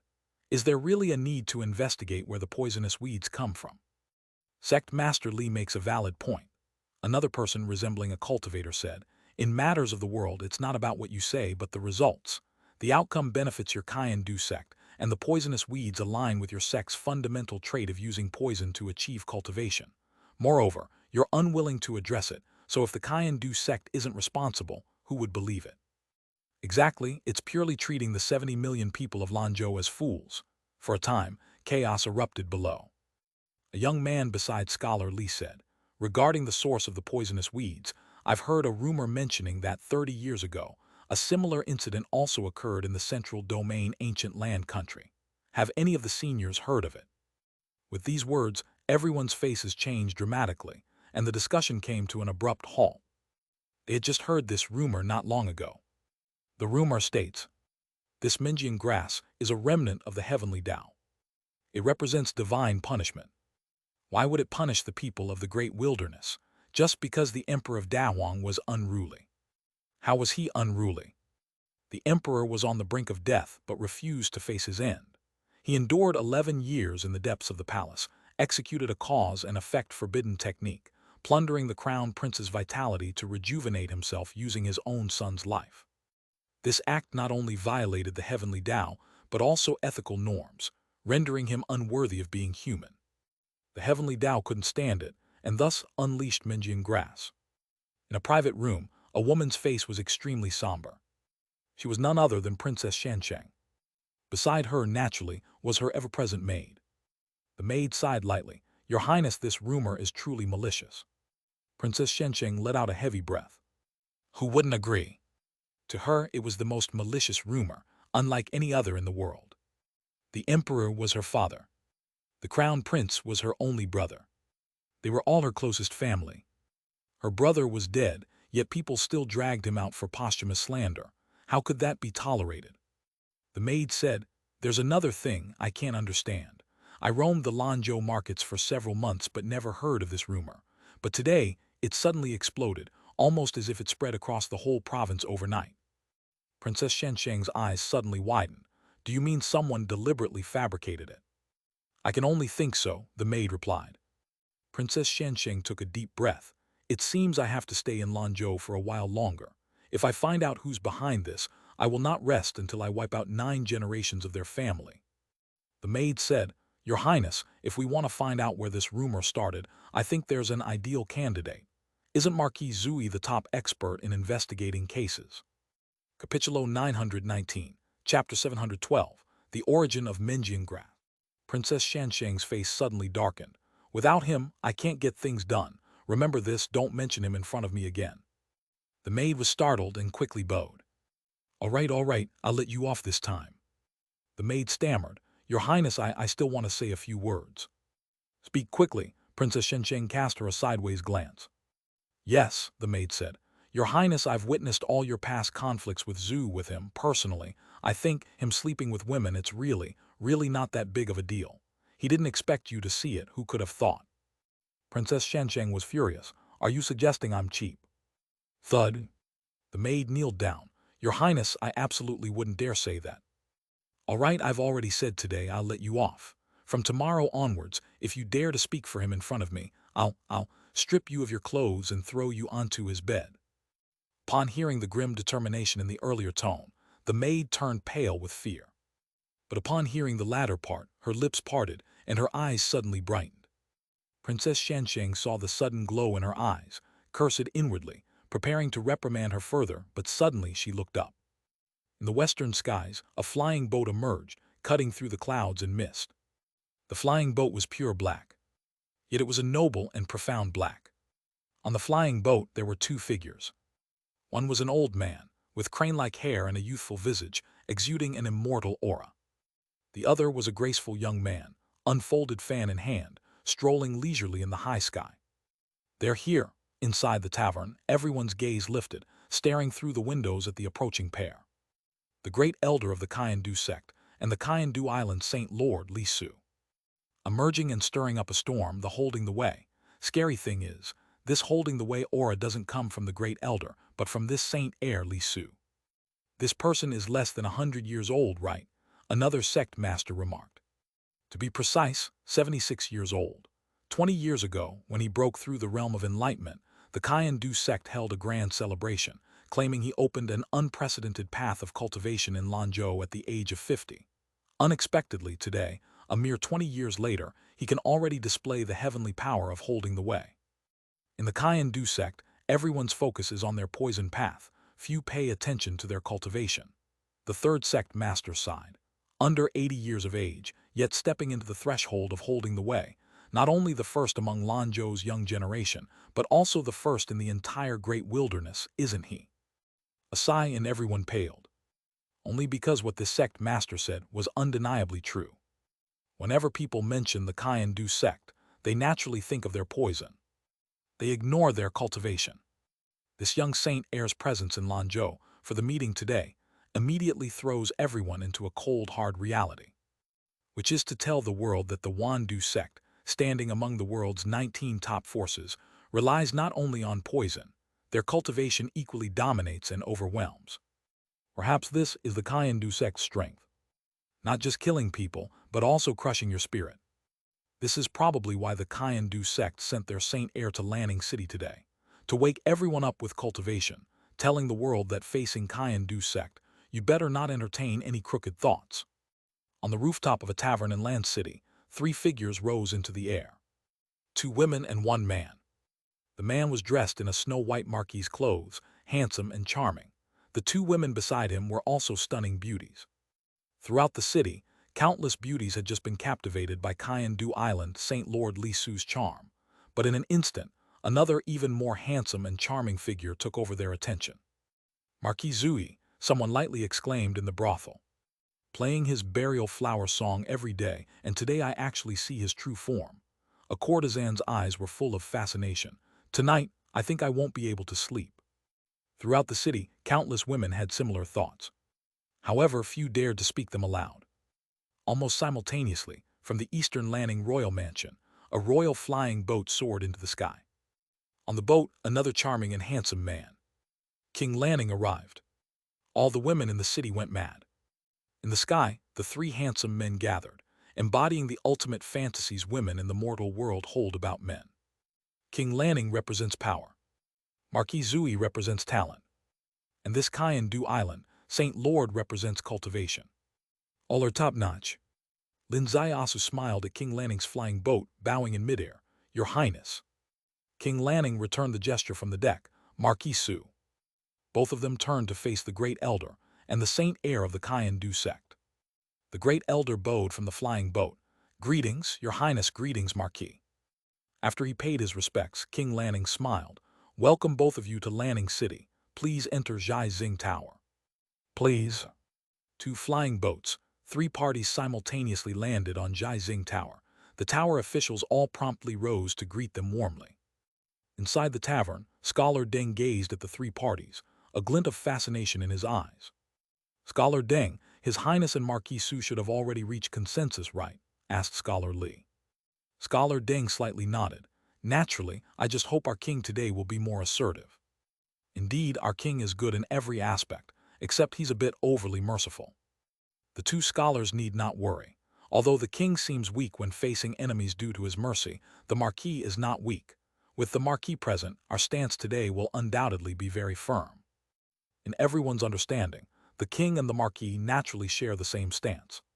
Capitulo 920, Chapter 712, The Origin of Menjian Grass 2. They truly have the people's best interests at heart. Today, we shall see how the two court dignitaries negotiate with the Kyandu sect. Fellow scholars, let's not be overly optimistic. From my perspective, today's situation is quite subtle.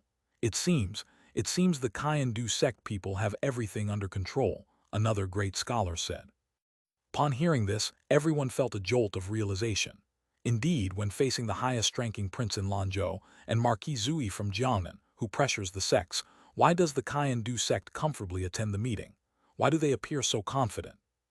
At the top levels, the negotiation posture was already in place. King Lanning sat at the main seat. Behind him was a beautiful woman, the concubine with the surname Yu. Lin Zaiasu sat on the first chair to the left, with Hu Jai and Qing Ying behind him. To the right, the first person was the great elder of the Kyandu sect, and the second person was Li Su, the Kyandu Island Saint Lord. As for the officials in Lanzhou's bureaucracy, three had seats: the prefect, the governor, and the inspector. The over 100 other subordinate officials stood on either side. The seemingly simple tripartite meeting was both solemn and precise. King Lanning scanned the entire scene. Today's tripartite meeting is based on the proposal of Marquis Su. Marquis Su, go ahead. Lin Zaiasu slowly raised his head. This Marquis, by the holy decree of His Majesty the Emperor, inspected Lanzhou and upon arrival, discovered that today's Lanzhou is indeed a living hell. Half the province was lost, and in just a decade, out of 120 million people, only 70 million remain. 50 million souls wander this earth, while 70 million people are compressed into 30% of the territory, struggling to survive in precarious conditions, all because of the Menjian grass. His voice was filled with emotion, descending from the top of the tea house, covering the entire city. The entire city was moved. Lin Zaiasu slowly moved his gaze to the great elder of the Kyandu sect. Today, I've invited the heads of Kyandu sect here, wanting to ask a question in front of the millions of people in Ning City. The great elder of the Kyandu sect bowed slightly. Marquis Su, please ask. Lin Zaiasu said, I want to ask, isn't it somewhat absurd for such a monstrous crime to be borne solely by an ignorant blade of Menjian grass? The great elder's brows slowly furrowed. What do you mean, Marquis Su? Feel free to clarify. Lin Zaiasu said, very well, you want a clarification. This Marquis will give you a clarification. Menjian grass is an artificially created grass species by your Kyandu sect, based on your knowledge of the poison path. The words caused an uproar throughout the city. Though everyone had this suspicion, people in the officialdom were always cautious, often warning the public against speaking without evidence. But today, the Marquis Su from Beijing, before the entire populace and the heads of the Kyandu sect, declared the answer unequivocally. The answer was that the culprit which caused Lanzhou to pay such an unimaginable and heavy price, the Menjian grass, was indeed a man-made creation by the Kaiyan-Du sect. Snap! A folded fan slammed heavily on the tea table as the Kaiyan-Du Island Saint Lord Li Su stood up. Su Lin, without evidence, do you dare to defame my sect's reputation? Lin Ziasu said calmly, the Kaiyan-Du sect has strong backing from the Wan-Du sect. How powerful they are. Without ironclad evidence, how would this marquis dare make such an assertion? Then present your ironclad evidence. Li Su pointed his folded fan directly at Lin Ziasu's nose. If you cannot present it, today I will show you what it means for my sect to be inviolable. The great elder of the Kaiyan-Du sect raised his hand gently, and Li Su slowly sat back down. The great elder exhaled slowly. Prince, please do not blame the Saint Heir for his impulsiveness. It's only because Marquis Su has made unfounded allegations, challenging the bottom line of any sect. Unfounded, everyone please look. Lin Ziasu slightly raised his hand, and a projection appeared in midair. This projection resembled a modern travel documentary, only shot from the sky. In the footage, a long lake appeared, which was once called Tianji Lake. The lake waters surged violently, as if a dragon was about to emerge. A golden light shot into the sky, with the huge character inspection crossing the long sky. 3 elders appeared, with the one in the middle being the very great elder present today. The great elder exhaled gently, the method of preserving images. So Marquis Su entered our sect yesterday and left this image behind. Lin Ziasu asked, can the great elder deny the authenticity of this footage? The great elder replied coldly, why should I deny it? Besides proving that you, Marquis Su, indeed visited our sect, what else does this footage show? As long as you don't deny it. Lin Ziasu shifted the scene, panning directly to the sect master peak of the Kaiyan-Du sect, catching the Saint Heir in the frame. The meeting scene unfolded in a friendly atmosphere. Saint Heir, Li Su spoke. According to ancient books, the spread of this grass is meant to be the will of the heavenly Tao, generally used in countries where the divine path cannot be visibly demonstrated. The ancient records stated, the presence of imperial authority is a bane, preventing the manifestation of the divine path, leading to the heavenly Tao's retribution. One historical record also documented a case involving Menjian grass. It devastated the entire ancient land country simply due to a monarch's lack of righteousness. Afterwards, the monarch issued a decree of self-admonition, abdicated, and let a virtuous person rule. Thus, the spread of Menjian grass ceased. Everyone's faces changed. In just one night, this extremely taboo rumor had spread throughout the city. The people listened horrified. However, no one dared to discuss it, because this matter pointed directly at His Majesty the Emperor. Some have been imprisoned for a single poem, let alone such a taboo subject. Though afraid to discuss it openly, the more it couldn't be publicly debated, the faster it spread across the city. No one knew where this rumor originated. But now the truth was revealed. This rumor originated from the Kaiyan-Du sect. It was clearly recorded by Marquis Su. Capitulo 921, Chapter 712, Causes of Menjian Grass /3. The Saint Heir of the Kaiyan-Du sect had a gloomy expression. This was a strategic scheme. It was the result of the conspiracy between the Kaiyan-Du sect and King Lanning. Their methods were undoubtedly brilliant. Are you, Su Lin, not investigating the Menjian grass? I'll give you a conclusion. The Menjian grass is the evil result of your Majesty's wrongdoing, a punishment from the heavenly Tao targeted at your Majesty. The people purely are taking the blame for your Majesty. Not only will I give you this conclusion, but I will also spread this conclusion throughout the city in the form of rumors. What consequences will it create? First, divert the conflict. The resentment between the people and the Kaiyan-Du sect has accumulated over 100 years. With this rumor, the conflict can quietly shift. The people cannot hate the Kaiyan-Du sect. If they hate, let them hate your Majesty. Second, give Lin Ziasu a hot potato. Aren't you claiming to care about the world? Fine, go ahead and facilitate your Majesty's repentance and abdication. If you can't do it, you'll have to face the public's doubt. With just a little manipulation, the people of Lanzhou will pin you and your Majesty on a pillar of shame. Do you still want to achieve the same glory in Lanzhou as in Jiangnan? Third, give a wake-up call to your Majesty, telling your Majesty not to assume that this troublemaker can bring you benefits wherever they go. In Lanzhou, they will only bring you a fatal ruling crisis. Fourth, if there is a fourth, it is undoubtedly paving the way for King Lanning. Currently, King Lanning is the most prestigious among the princes, known for his benevolence. If your majesty abdicates, who can afford such enormous wealth? Only this wise King Lanning. What a clever strategy. However, when Lin Zaiasu suddenly released the source in the form of a live broadcast, everything seemed to change. This live broadcast was the work of the Dragon Eye. In that world, it can record and project at any time, which is ordinary. In this world, such technology doesn't exist. However, when cultivation reaches a high realm, it becomes connected with technology.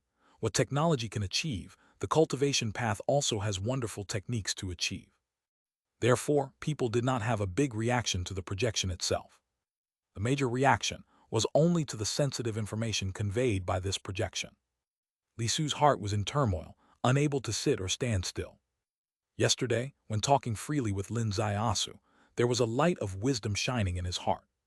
But now, with this projection being publicly announced, he felt extremely uneasy. His gaze fell upon Lin Zaiasu's face.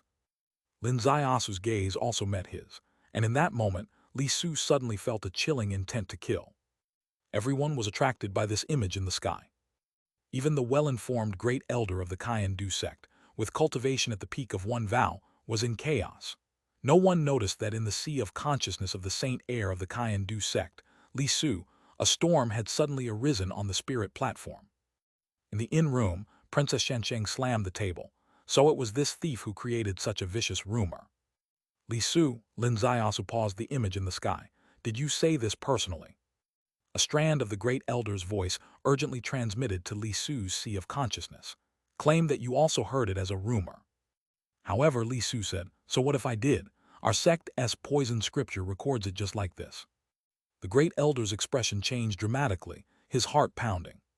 What are you doing, Saint Heir? Is this the time for reasoning? At this moment, whether reasoning holds or not is completely unimportant. What is most important is preventing others from knowing that the source of this rumor is our Kyan-Du sect. But you, not only did you calmly admit it, you even brought out the sect's secret poison scripture. How does this look in the eyes of the people? The source of this information could only be the Kyan-Du sect, because others have no access to the poison scripture. So how could they fabricate it? Everyone's eyes focused on the Saint Heir, with one pair of eyes especially bright. These eyes belonged to none other than Hujai. The great elder's mind was chaotic, quick to flash all sorts of explanations, but in that moment he didn't know how to cover up this fatal slip of the Saint Heir's tongue. Lies documented in the poison scripture. It turns out that your sect's upper echelons deceive even your own people. Lin Zaiasu sneered.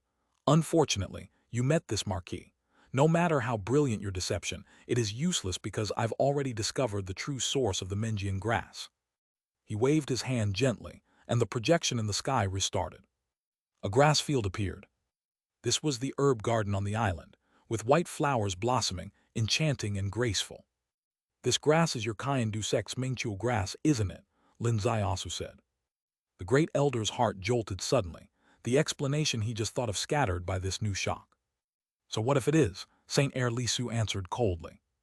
The scene shifted to a pool of black water. This water within your sect is the unique yin water spring, right? Inside the great elder's spirit platform, a whirlwind raged. In that instant, he was completely stunned. Why? He had indeed crossed Kyan-Du Island back then, but he had only crossed it. Clearly recording these two key points was sufficient to make one's heart race. Now being pulled out, it gave him immense fear. Could it be that this young man indeed knows the method to synthesize the Menjian grass? In heart-thumping fear, Li Su still provided an accurate answer. Our sect's Yin Shui pool is a unique treasure. Why would I deny it? But what does it have to do with the Menjian grass? Good question, Lin Zaiasu said. Look at the third item and then I'll tell you what these have to do with the Menjian grass. The third item was a pool. The pool was extremely terrifying, with heaps of strange insects. Capítulo 922, Chapter 712, The Origin of Menjian Grass, Part 4. This object is the devourer worm, Lin Zaiasu said. I'm sorry, great elder, but yesterday I visited your Kyan-Du sect and didn't return empty-handed. Instead, I remotely took these three items from you. The great elder shuddered violently.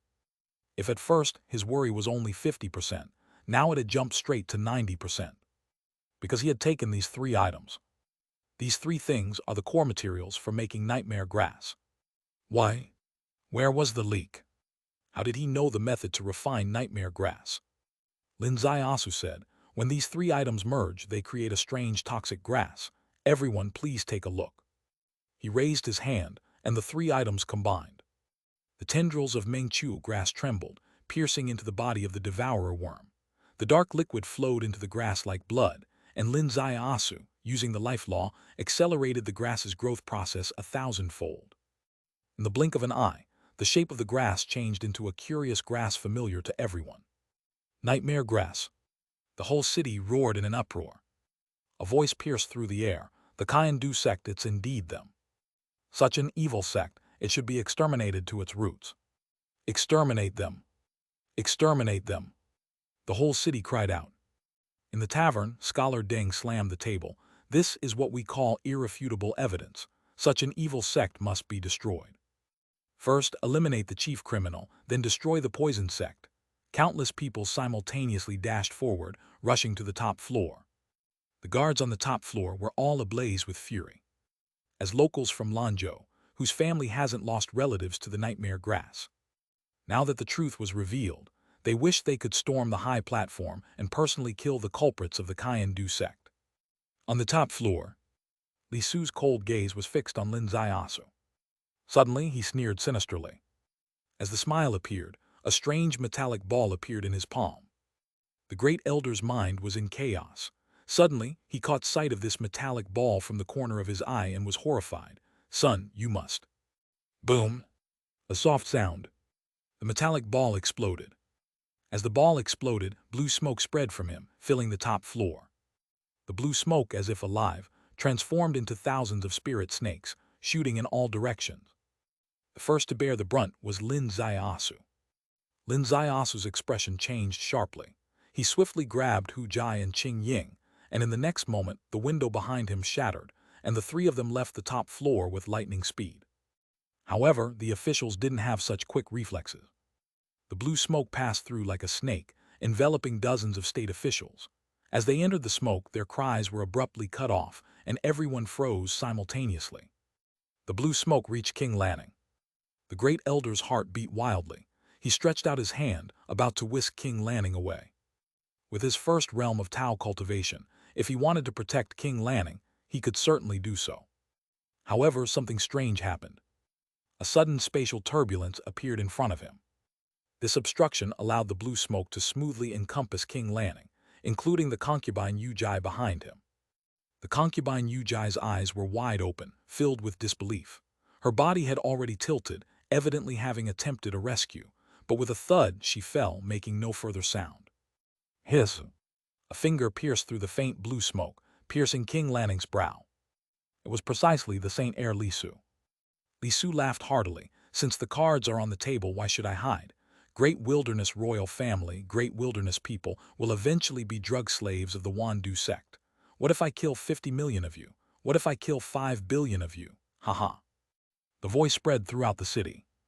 A furious shout rang out from below the tavern. Heavenly capital sky battle technique. Boom! A mass of silver light and war shadows burst into the sky. Where the blue smoke spread, nothing dared to approach, but this mass of silver light and war shadows was an exception. As the silver light arrived, the entire space completely transformed. It became a god and demon battlefield. As the spear emerged, the toxic fog swirled. Li Su's body shook all over as he attempted to escape, but the entire space seemed to be completely locked by this spear. He watched helplessly as the blood-red spear pierced through, penetrating his brow. In the instant it pierced through, his entire body disintegrated into chaos particles. The owner of the spear landed before King Lanning. It was none other than Princess Shansheng. At this moment, Princess Shansheng no longer had the appearance of a delicate princess, but was instead like an ancient war god dressed in silver armor. Her finger fell on King Lanning's brow, quivering slightly. Her second royal brother was dead, his soul dissipated, completely gone. Princess Shansheng's gaze slowly lifted, each degree of lift making her expression colder. Capítulo 923, Chapter 713. Not even a single mosquito can escape under the circulation array. The entire top floor, except for one person, was devoid of life. That person was Chen Yunsheng, the great elder of the Kaiyan-Du sect. Chen Yunsheng had already passed through the spatial turbulence, but everything before him was a done deal, such a terrifying scene. The sect's Saint Heir had activated the sect's sacred artifact, the Qingyan furnace. With one cauldron, he killed all the high officials in Lanzhou. He even personally killed King Lanning. And the heavenly capital's sky battle technique appeared, killing the sect's Saint Heir. Why did all this happen? There's absolutely no reason. Old thief, hand over your life, Princess Shensheng shouted angrily, pointing her spear straight at Chen Yunsheng. Chen Yunsheng pointed a finger out. The heavenly capital's heavenly battle divine spear, indestructible and capable of swallowing rivers and mountains, struck Chen Yunsheng's fingertip with one shot. With a loud boom, the Zhaixing Tower was engulfed in dust and smoke. Chen Yunsheng's figure flickered and broke into the sky. Princess Shensheng fell from the rooftop. Her spear suddenly propped up, about to strike again. However, a flicker in front of her, Lin Ziasu blocked her way. "Your Highness, you alone cannot kill him." Princess Shensheng slowly raised her gaze, her eyes filled with ferocity. "Marquis Su means I should stand by and watch my brother die tragically, watch the Lanzhou officialdom decimated by bandits." Lin Ziasu said, "How could I tolerate those who dare to harm 50 million people of Lanzhou, dare to slaughter Lanzhou officials, dare to harm the current prince? My intention, Your Highness, is to wait a moment." "Wait for whom?" Princess Shensheng asked. "Wait for the heavenly suppressing team." Lin Ziasu's voice echoed throughout the city, filled with endless killing intent. The entire city suddenly fell silent. Everyone's eyes brightened. Just the combination of those 7 words, Zhu Yihu, heavenly suppressing team, brought hope to all of Lanning City. Because this is his foothold for going to Jiangnan.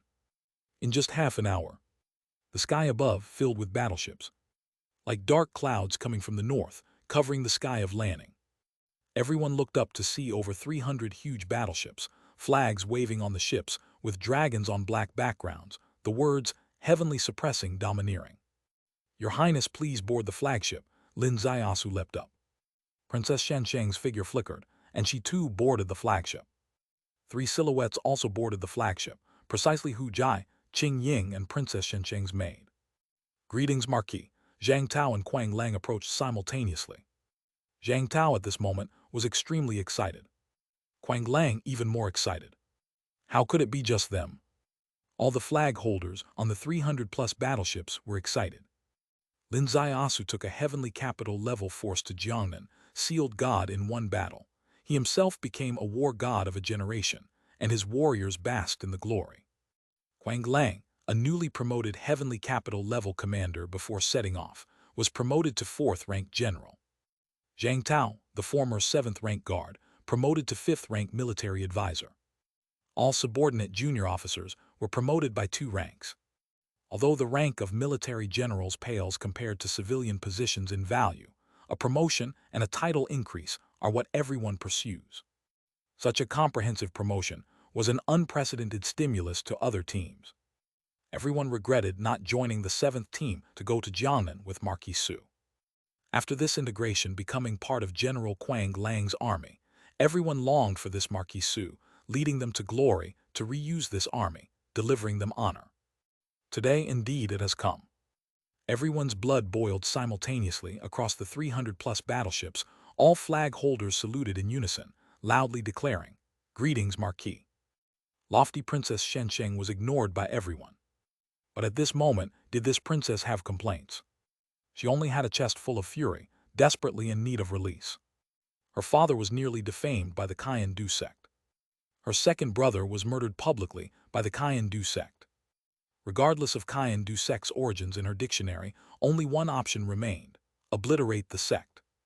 Lin Ziasu raised a hand to halt the shouting around. "In the lands of Lanzhou, Kaiyan-Du sect's sins are deep, over 10 years, harming our 50 million people just now. This sect publicly murdered King Lanning and killed over 100 Lanzhou officials. Such wicked deeds, unprecedented. Esteemed warriors, you shoulder the responsibility to protect your country. Faced with this evil sect, can you tolerate it?" "No tolerance," everyone shouted in unison, filled with fighting spirit. "What should be done?" Lin Ziasu demanded. "Kill, kill, kill." The battle flags were raised, shouting "kill" 3 times. Below in Lanning City, the civilians shouted angrily, "Kill!" Officials roared, "Kill!" Scholar Deng climbed from a ruin, shouting harshly, "Eradicate the evil sect, restore the righteous path of heaven and earth." All scholars and literati shouted in unison, "Eradicate the evil sect, restore the righteous path of heaven and earth." The whole city's anger was fully ignited. Lin Ziasu extended his hand, received the grand flag from Quang Lang, raised the flag high. "Heavenly suppressing team, heed the order. Here, eradicate the Kyandu sect, depart." The strong wind rose. Over 300 battleships turned into strong waves, rolling towards Tianji Lake. Quang Lang was no longer a 10-meter-tall giant, her stature only at 1.8 meters, gazing at her beloved whom she missed day and night. Her emotions surged like waves at the horizon. "Quang Lang," Lin Ziasu said sternly. Here, Quang Lang snapped back to attention. "For the eradication of the Kyandu sect, there is a new array, accept it." Lin Ziasu waved his hand. 108 array crystals shot towards 108 military flags. Including the military flag in Lin Ziasu's hand, every flagpole was adorned with an array crystal. Returning the grand flag to Quang Lang, a new method of employment suddenly appeared in her sea of consciousness. This method uses the military flag as a link, quickly connecting all those involved in the array. Everyone's hearts jumped fiercely together. Capitulo 924, Chapter 713. Under the circulation array, not even a single mosquito remains /2. Most of these generals were people who went to Jiangnan back then. Some were former flag holders. Some were newly promoted flag holders. Anyway, they were all witnesses to Mr. Su's array back then. However, today's array is 10 times more complex than the one back then. What kind of array is this? Could it be stronger than the heavenly yin-yang chaos array of that day? Marquis Su, I must give a warning. Princess Shimmer took a deep breath. The Thousand Poisons sect has many at the state of holding. Conventional arrays are ineffective. Thank you for the reminder, Your Highness. This Marquis array is not conventional, Lin Ziasu replied.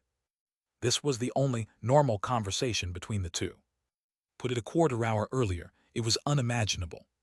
Because back then, in Princess Shimmer's dictionary, the person she hated most was Su Lin, the most direct proof being. She issued a ban to her maid prohibiting the mention of Su Lin in her presence, or else she'd strip the maid and throw her on someone's bed.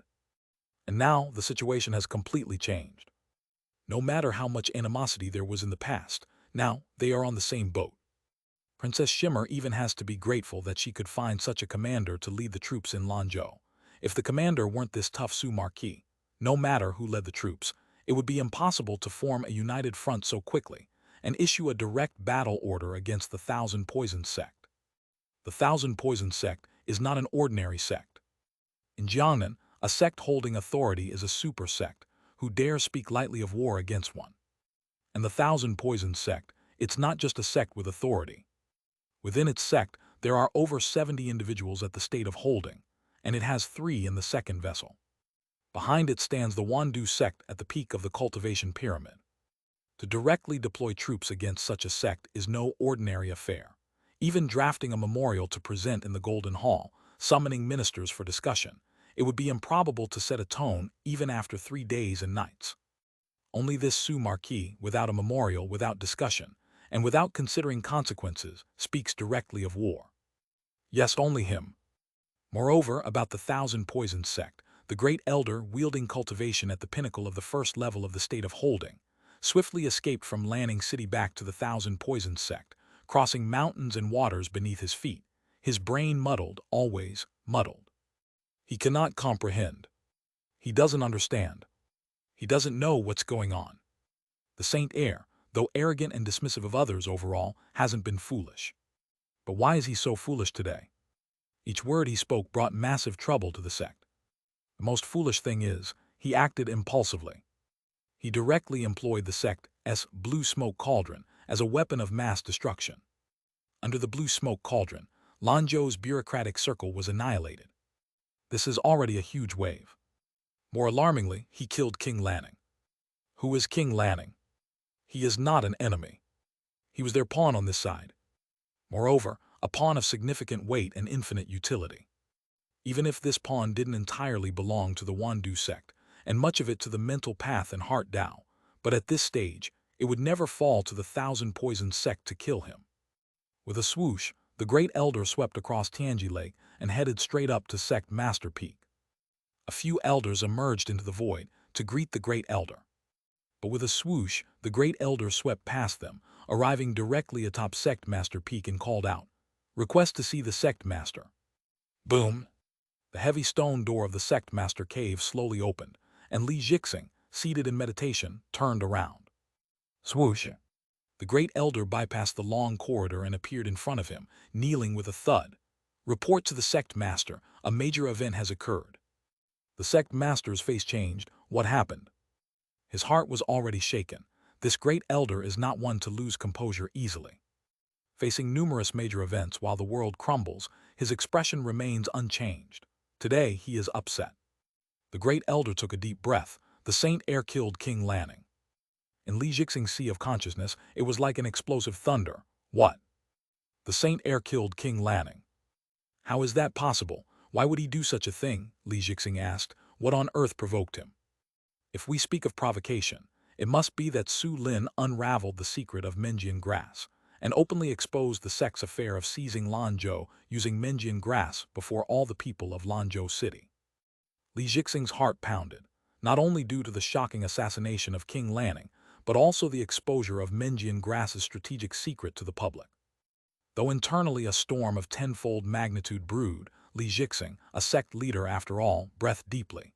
Even if the strategy was exposed, even if it greatly provoked him, but if he must kill, he should kill Su Thief. Why kill King Lanning? The Great Elder replied. The Saint Heir did initially target Su Thief, but the latter reacted swiftly, evading the blue smoke cauldron attack and exiting the attack zone. As for why the Saint Heir targeted King Lanning, I am equally at a loss. Blue smoke cauldron. He even used the blue smoke cauldron. His already tumultuous spirit platform was further stirred into a torrent. Who was present at the time? He naturally knew the terror of the blue smoke cauldron. Those present, none could survive. All the officials above 5th rank in the prefectural magistrate mansion were present, nearly 200 people. Li Jixing's face turned completely pale. Killing the prince, annihilating the entire bureaucratic circle, exposing all their secrets of producing Menjian grass. This clause by clause turns the thousand poisons sect into an enemy of the great wilderness dynasty. Though the Wandu sect fears no secular authority, there are boundaries for everything. If you intend to establish a sect on someone's territory, if you plan to survive in this realm, some boundaries should never be crossed. Capítulo 925, Chapter 713, Under the Circulation Array, Not Even a Single Mosquito Survives, Part 3. However, today, all the boundaries have been completely broken. The great wilderness dynasty has been completely cornered. They have no choice but to go all out against the Kaindu sect. This is absolutely not something the Lord wishes to see. That unfilial son, let him roll in, Li Jixing said in a deep voice. Sect Master, the Saint Heir. The Saint Heir was killed on the spot by Princess Xinsheng. Li Jixing stumbled, his hand slowly supporting the wall of the cave in front of him, his icy gaze slowly turning to the Great Elder. Did you witness all of this? His voice was extremely low and extremely sinister. The Great Elder trembled all over. Sect Master, I originally wanted to stop it, but there was a master present. I was powerless, unable to rescue King Lanning from the Saint Heir, nor save the Saint Heir from Princess Xinsheng. Li Jixing's heart was greatly shaken. A master was present. The master stopped the Great Elder. Could this be a scheme? Could it be? Just at that moment, he suddenly sensed a great change in the energy of heaven and earth. Boom! The cave roof above the Sect Master cave suddenly turned to ash, and Sect Master Li Jixing stepped out of the Sect Master cave. As he lifted his gaze, his eyelids twitched violently. As far as the eye could see, the sky was filled with blue patterns, which had already enveloped the highest mountain peak to the north, above which a blood eagle took off, mysteriously disappearing in this azure light. Array, the Great Elder's scalp tingled. It's not the heavenly yin-yang chaos array of the Su Thief. A human silhouette suddenly appeared behind the Sect Master and the Great Elder. It was precisely the second elder of the sect, his expression extremely serious, as if he had guessed something. With a loud bang, the waters of Lake Tianji shook. In the Emerald Lake, a flood dragon king soared to the sky, carrying the power of the heavenly Tao, with the fierce aura akin to an ancient divine beast. This was precisely the guardian poisonous flood dragon king of the Kaindu sect, submerged at the lake bottom, known to few. Once emerging from the water, it astounded all. Its appearance was indeed extremely shocking. However, as this poisonous flood dragon king entered the azure light, it suddenly let out a miserable cry, its body frantically twisting.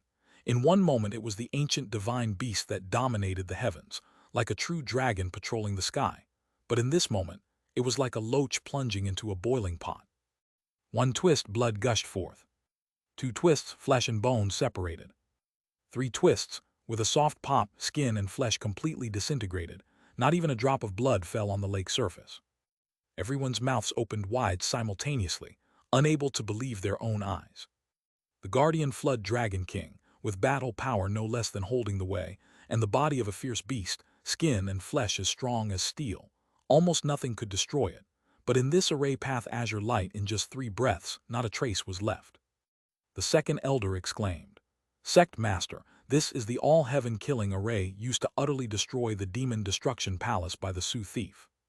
Li Jixing's hair stood on end. "Marquis Zui, come out for a moment." His voice pierced the sky, rising straight to the heavens. In the sky above, beyond the azure light, 3 figures appeared. One was Lin Zaiasu, one was Hu Jai, and the third was none other than Princess Shansheng in her silver battle armor. "Li Jixing, your Kaindu sect is finished," Lin Zaiasu said indifferently. Li Jixing glared angrily. "It's well known my Kaindu sect is a branch of the Wandu sect. How dare you lay down the circulation array against my Kaindu sect? Once the Wandu sect emerges, your great wilderness dynasty will become barren. The grave mistake has not truly been made yet. I give you a chance to turn back from the precipice. Stop immediately." Before Lin Zaiasu could answer, Princess Shensheng stepped out, a long spear appearing out of thin air, its tip pointed directly at Li Jixing. "In the name of the Tiandu Saintess, I swear to heaven, if the Wandu sect dares to invade the great wilderness dynasty even a step, I shall spend my life eradicating the Wandu sect by any means necessary." With a crash, a thunderclap exploded in the sky. This is the heavenly Tao oath. Her vow directly entered the heavenly Tao. Below, the hundreds of thousands of Kaindu sect disciples, hearts were about to burst. The might of the Wandu sect would surely be effective against the great wilderness dynasty, but the Tiandu Saintess jumped out, making the heavenly Tao oath. No matter how powerful the Wandu sect is, can it intimidate Tiandu? There is no way things can end peacefully. Li Jixing slowly lowered his head. "Venerable Dong, Venerable Zai." 4 words straight into the abyss. Boom! In the abyss, a black sharp sword soared up through the air. The sharp sword pierced into the azure light, transforming into a black-clothed humanoid figure. On the cliff edge, that thatched hut suddenly shattered into pieces. Within the hut, a scholarly old man, his body suddenly expanded, his skin completely tearing apart, like an ancient ferocious beast. The two were on the north and south. Sect Master Li Jixing was in the middle. All 3 charged forward simultaneously. Azure light like water, covering them entirely, the flowing light on their bodies was peeled away layer by layer, yet they still fought like fish against the stream, forcing their way through the azure light. This is the power of the second vessel. The second vessel, immune to the ravages of time.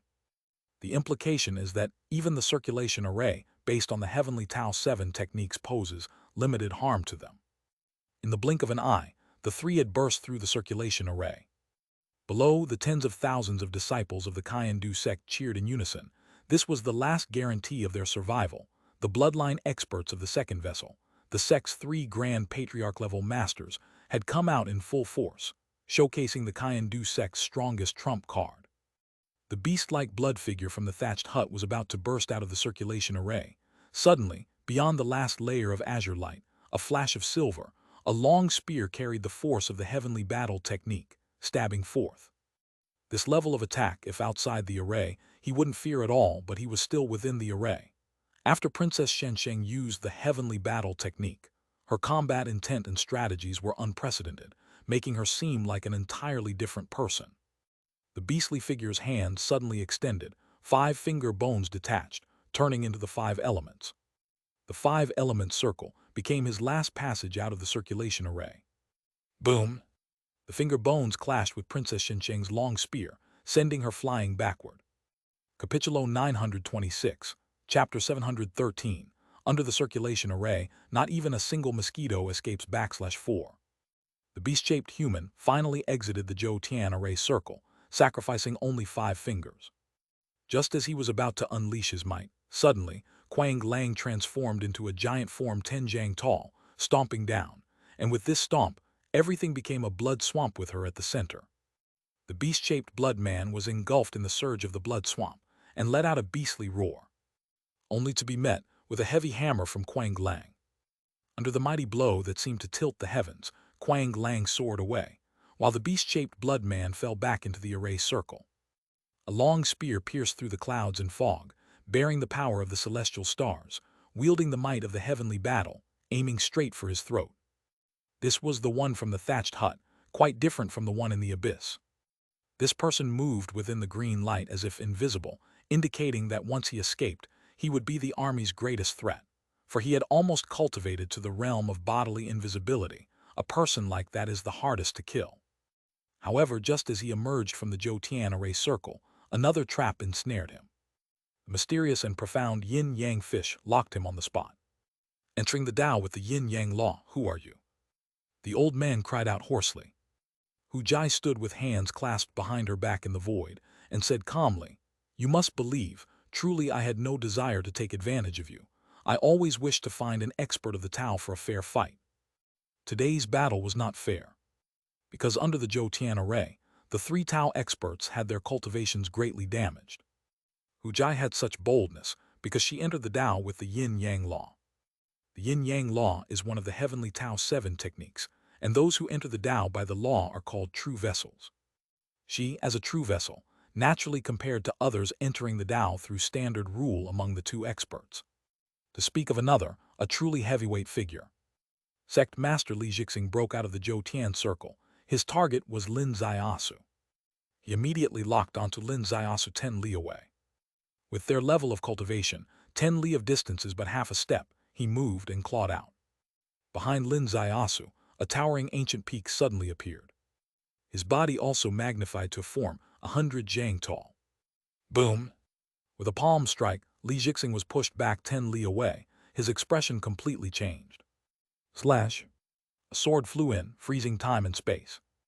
Bang! With a soft sound, the chaos of time and space stirred countless blood flowers. Li Jixing was at the center of these blood flowers. His skin was split inch by inch. His primordial spirit was fragmented into countless pieces, swept into the torrents of time and space. A distinguished Tao expert. Kaiendu Sect Master Li Jixing dead. Not dead at the hands of the renowned great cultivators, but at the hands of a newly emerged Marquis Zui, who became famous across the land. Even though he was the Tao expert, even though in terms of true cultivation, he was far beyond Lin Ziasu. However, at this moment, Lin Ziasu, bolstered by the 7 laws and divine magic, possessed battle power that was legendary, almost able to contend with the Tao experts. Theoretically, his almost able to contend with the Tao experts should not win against the standard Tao expert sect Master Li Jixing, but he also used the all-heaven killing array. This all-heaven killing array, with its 108 array eyes only at the enlightenment realm, is far less than the 108 enlightenment rules used to annihilate the Demon Emperor Palace. Its actual power couldn't compare to that used to annihilate the Demon Emperor Palace, yet the damage it causes to those inside is still considerable. As Li Jixing emerged from the array, he had lost 30% of his cultivation, and his Tao realm was greatly affected. Facing Lin Ziasu's strongest sequence of 3 moves, he was immediately taken offline. Sect Master, countless voices below cried out in sorrow. Heavenly battle god slash, a great shout arose from the sky. Lin Ziasu raised his gaze and saw a long spear. There was no one under this spear, only the spear itself. A spear strike aimed at a section of the blood swamp. In the blood swamp was the beast-shaped blood man. At the same time, Quang Lang let out a great shout. The blood swamp twisted suddenly, like twisting a dough. The beast-shaped blood man deep within the blood swamp had no way to evade this war god long spear descending from the sky. Thud! The spear descended. The beast-shaped blood man turned into blood mist. His primordial spirit was reintroduced into the Zhou Tian array circle, becoming fainter, fading into nothingness. Princess Shensheng's figure reappeared, standing 10 jang tall. Facing Quang Lang of equal height, the two seemed to share a sense of ferocious women appreciate ferocious women in their eyes. Lin Ziasu exhaled gently. Even he hadn't expected that Princess Shensheng would possess duality, embodying purity in her immortal mirror technique that could not tolerate a drop of foreign impurity, while her heavenly battle technique presented another extreme, almost like another Quang Lang. Why would the same person exhibit such completely different, even diametrically opposed forms? Could this be the secret of heavenly capital's cultivation, related to the heavenly Tao balance law? Look at Hu Jai, she alone embodies consistency. Whether on the mountain, in bed, or on the battlefield, she consistently displays the demeanor of an outer heaven fairy. No storm in the skies can disturb a strand of her azure hair. No killing array of the heavens can disrupt her tranquility. The change in the yin-yang circle saw the Tao expert hurtled from the abyss, cultivated almost to formlessness, shattered and following his sect master, offline one after the other. And below, the green light had already encircled. Within the circle of green light, from the experts of the Tao to the earth-devouring worms in the pond, all were dissolved into chaos particles. The mighty Kaindu sect was thus annihilated. This thorough annihilation can't be described as not leaving a chicken or dog, but as not even leaving a mosquito. Capitulo 927, Chapter 713, Holy Decrees Ruling, Wandu Mountain Gate. Marquis, Zhang Tao's figure flickered, landing in front of Lin Ziasu. Next, should we repeat the process that the brothers are familiar with? Lin Ziasu laughed. What? Lord Zhang still remembers that process. Zhang Tao laughed. It's not that I remember, but the newly arrived 10,000 brothers are very interested. Everyone has heard of Marquis' legendary journey to Jiangnan, as if hearing the heavenly book. Today we must let them witness Marquis' boldness. Lin Ziasu laughed heartily. Lord Zhang, proceed. Zhang Tao personally entered the Kaindu sect, scooped out the sect's lair. Inside were countless exotic treasures. Zhang Tao tidied them up with extra caution. After all, it's the Kaindu sect. Carelessness could lead to disaster. However, with the opening of the treasure vault of the Kaindu sect, the astronomical amount of desert gold was revealed. Sadness grew less, joy grew more, finally transforming into an unstoppable wave. Princess Shanling said nothing throughout, but the maid beside her had a shining gaze, clearly using divine sense to communicate with her, the conversation possibly concerning Su Xiaopao. Lin Ziasu took a few steps, arriving by her side. Princess Shanling looked at him quietly, although not warmly, yet certainly not as inimical as in the past. Your Highness, will you be escorting the Marquis body back to the capital next? Princess Shanling nodded slowly. Please hand over the stolen funds from the Kaindu sect to your Majesty. Additionally, inform your Majesty, I will head to Jiantai tomorrow. Your Majesty need not worry about the northern warfare. The stolen funds from the Kaindu sect refer to the recently acquired massive desert gold from Zhang Tao's operation, the quantity being in the billions. Princess Shanling took a deep breath. Marquis Su has shared the burdens of Father Emperor, exhaustively striving my palace, thanks you. She bowed slightly and withdrew from the flagship. The flying shuttle enlarged with a flash. Princess Shanling and her maid sped towards Lanning City. From this moment on, their relationship truly eliminated tension, stepping into normalcy. Lin Ziasu withdrew his gaze from her back, meeting the eyes of Quang Lang. Quang Lang's face suddenly turned a shade of crimson upon eye contact. But she spoke properly. Marquis, tomorrow, do you wish to travel to Jiantai? Since you all are on the battlefield at the border, naturally I must go once, Lin Ziasu said. For today I bid farewell. Respectfully send off Marquis, Quang Lang said. A thread of sound entered her ear, causing Quang Lang's heart to tremble, almost causing her body to shake. What did he say?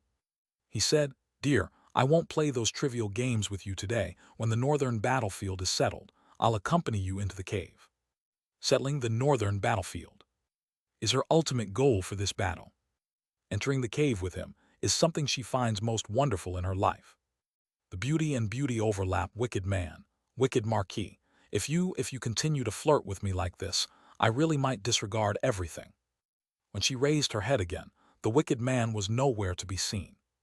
The two beauties beside him were also out of sight. Quang Lang gazed northwards. The previously slaughter-filled northern frontier line seemed to hold a certain expectation for her at this moment. Perhaps expecting the extraordinary valor of fighting side by side with him, or perhaps those 3 words that make one blush at the mere thought: entering the cave. The news from the front lines was transmitted to the desolate capital at the first opportunity. Your Majesty was in Wenling Hall. Upon hearing this message from the north, he stood tall, akin to a sculpture in Wenling Hall. His second son, King Lanning, was murdered by the saint heir of the Kyan-Du sect in the marketplace. The Lanzhou officialdom, 173 people, all slaughtered, including the prefect. This is a great sorrow for a father. This is a major setback for the emperor. The 9 officials below looked at each other in bewilderment. The air was completely suffocated. Your Majesty, the Minister of Rights stepped forward, kneeling. The Kyan-Du sect dared to kill King Lanning and slaughter our Lanzhou officialdom. Their sins beyond redemption, however. Marquis Zui's rash use of military force can have serious consequences. This old subject implores Your Majesty to make a decision, to temporarily stop Marquis Zui. Indeed, the Minister of Personnel knelt. Your Majesty, the Kyan-Du sect is a branch of the Wandu sect, facing one of the top sects of the 6 paths and 9 gates. We must not act impulsively. This old subject believes an official team should be immediately formed and sent to the Wandu sect, confronting the venerable poison directly, punishing the culprit behind this incident, fully preventing such incidents from reoccurring, which is the proper course. Absurd, Zhen Heaven Pavilion Master Lei Tianlin angrily rebuked. At this moment the 2 lords still harbor illusions about the Wandu sect. Your Majesty, this old subject believes every matter has a bottom line. The Kyan-Du sect slaughtered our officials, killed our prince, and harmed our people. We must not harbor illusions. We must strike strong and hard. Marquis Zui's actions fully comply with legal principles, lawful to the heavenly Tao. Minister of Rights said. Mr. Lei's feelings, I fully understand. In fact, my anger is akin to his, however. As an official of the great wilderness, I deeply understand the principle of choosing the lesser evil. Could Marquis Zui's army extinguish the Kyan-Du sect with this campaign? It cannot. It would only unnecessarily bury the already insufficient northern border defense forces, provoke more brutal reprisals from the Kyan-Du sect. How can Lanzhou bear such trauma again? More so, it might attract actions from the Wandu sect against our dynasty. How would the great wilderness dynasty ever cope with disasters arising from this? These words, heavy and heartfelt, highly inciting. Lei Tianlin could no longer argue. Minister of the Ministry of Justice, Song Lifu frowned deeply, also speechless for the moment. Their 2 hardliners were silent, the rest's rhetoric spilled endlessly. The Minister of Civil Affairs spoke. This old subject believes it's indeed time to restrain Marquis Zui's reckless behavior. Although he made great contributions, he ultimately is not of the great wilderness. If the great wilderness encounters unprecedented disasters, he might flee back to the ancient divine ruins at a moment's notice, then continue to roam the world. But what about the great wilderness? How would it deal with disasters he caused? Capitulo 928, Chapter 713, Holy Decrees Judgment, Wandu Mountain Gate, Part 2. Song Lifu's sharp eyes were firmly locked on him. This person's words were truly venomous. He ignored the facts before him and chose the breakthrough point on Su Lin, the snow-clad Marquis's identity, directly pointing out that he was a person from a strange realm. He acted without concern because he had a retreat. He could stir the great wilderness into chaos and then retreat to the ancient divine ruins, staying out of the matter. This breakthrough point chosen. Indeed, once he spoke, the new reasoning from the Minister of Rights arrived. This old minister has also often pondered this Marquis Zui's actions being so reckless. With the explanation from Lord Zhang, this old minister was enlightened.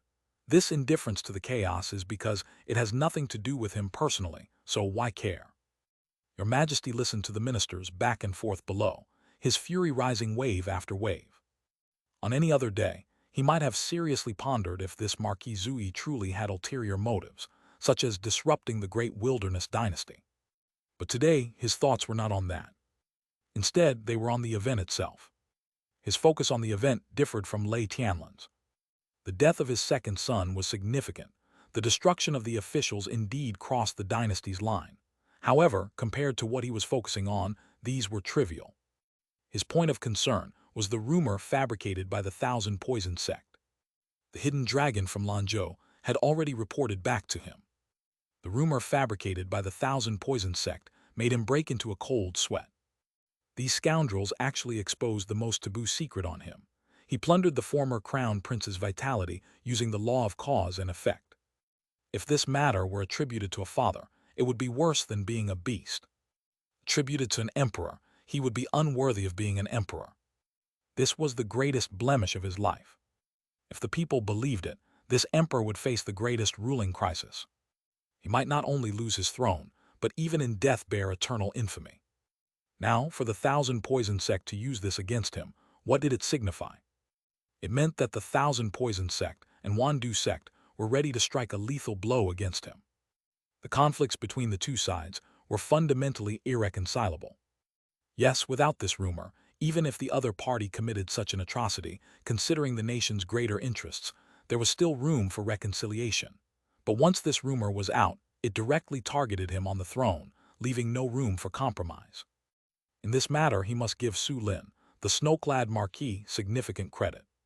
Su Lin infiltrated the Thousand Poison sect, obtained 3 items, and demonstrated the cause of Menjian grass in front of the city citizens, using ironclad evidence to crush the malicious rumor of the emperor's loss of virtue causing heavenly retribution.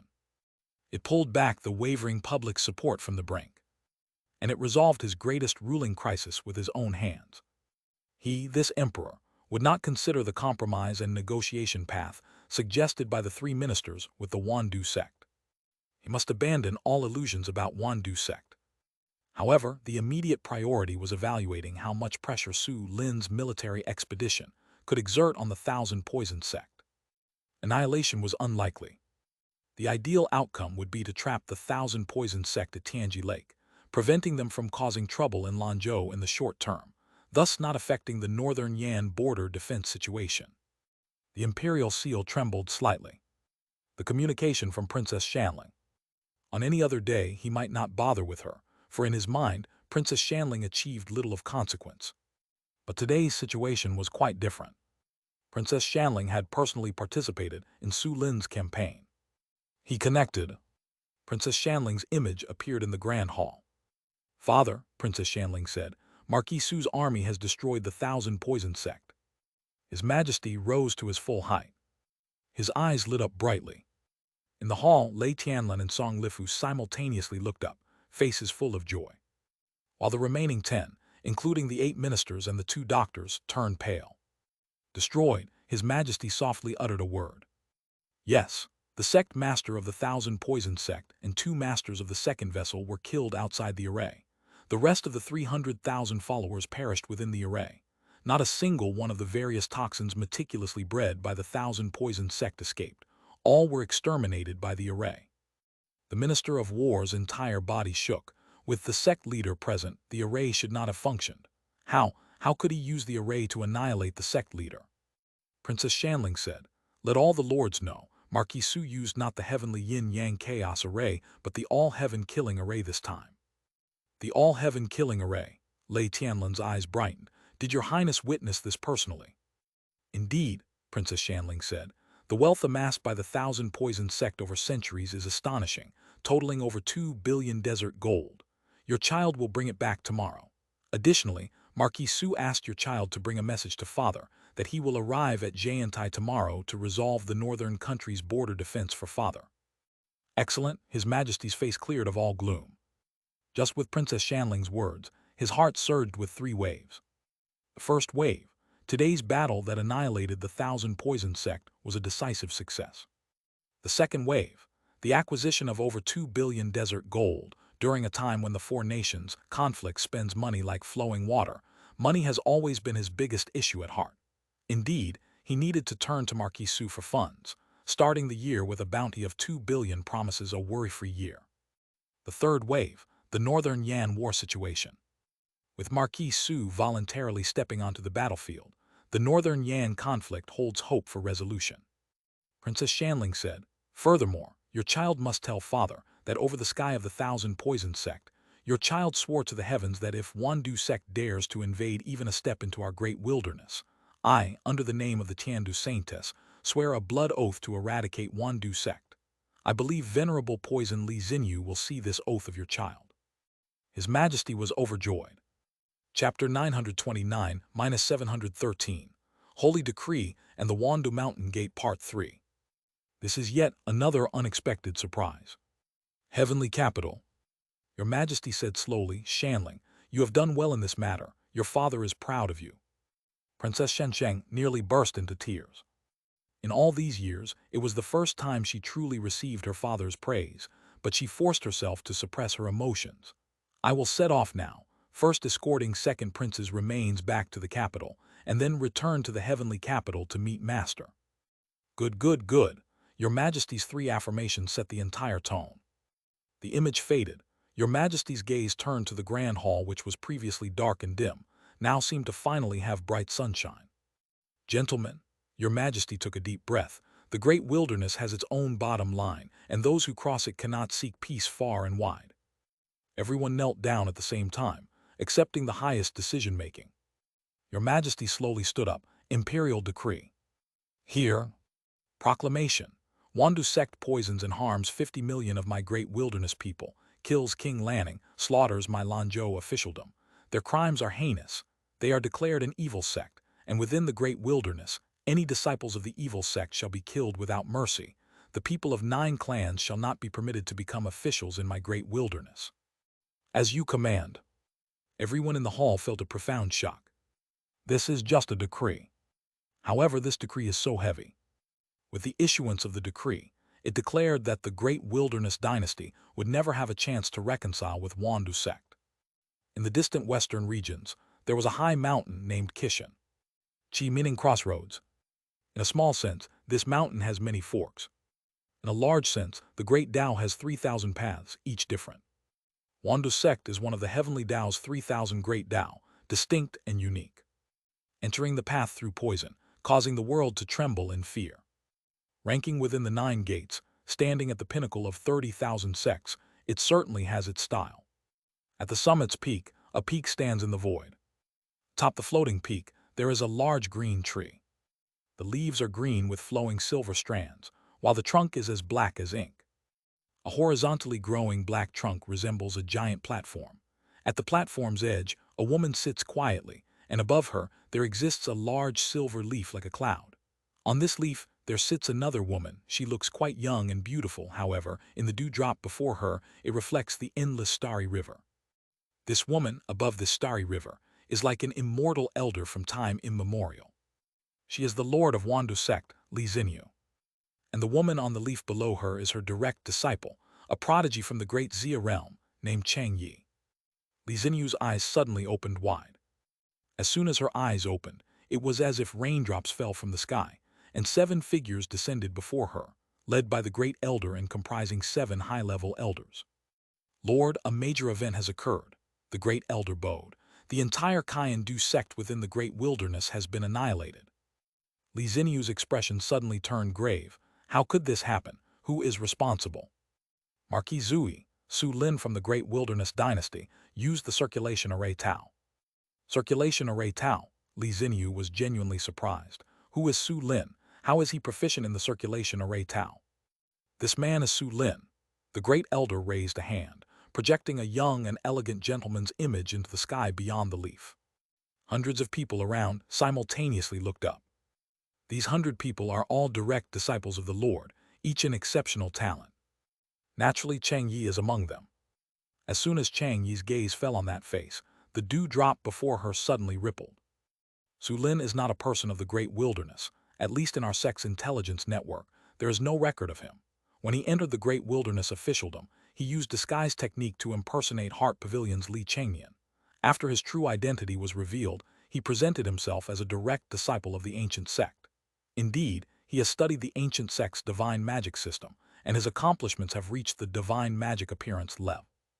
Originally, we confirmed his identity as an ancient sect direct disciple, but last winter, he stirred up a storm in the demon domain and was involved with Kangyuan Liu. Therefore, rumors in the world suggest that his true origin is Kangyuan. The mention of Kangyuan made even the high-level elders of the Wandu sect, which ranks among the 9 gates, immensely shaken. The second elder said, "What of Kangyuan's background? Kangyuan has long established the rules that Kangyuan's world traveler does not interfere in worldly disputes. If he dares to defy Kangyuan's iron rules, why not kill him?" The great elder said. Second elder does not know. Besides him, there were another two forces involved in destroying our Kaindu sect. One is Kinkyu, the other is heavenly capital. Heavenly capital, the elders were shocked. Why is heavenly capital involved? 9 holy daughters of heaven, Hong Shanling, also the 9th princess of the great wilderness dynasty, swore on Tianji Lake to the heavens that if Wandu sect dares to invade the great wilderness for revenge, she would make a blood oath as the Tiandu saintess that she would never rest with Wandu sect. Even Li Xinyu was stunned. Originally, from her standpoint, there was nothing difficult in the world. Anyone daring to perform extermination on a branch under the Wandu sect must be destroyed. No need to even ask her. But now she understood. The great elder brought a group of high-level elders to her seclusion site for one reason. The opponent is extremely complex. The situation is extraordinary. If it was just an unknown boy, Wandu sect wouldn't let him stay overnight. But he has Kang Yuan's background. If it were simply Kang Yuan, she wouldn't care too much either. High-level games also have rules.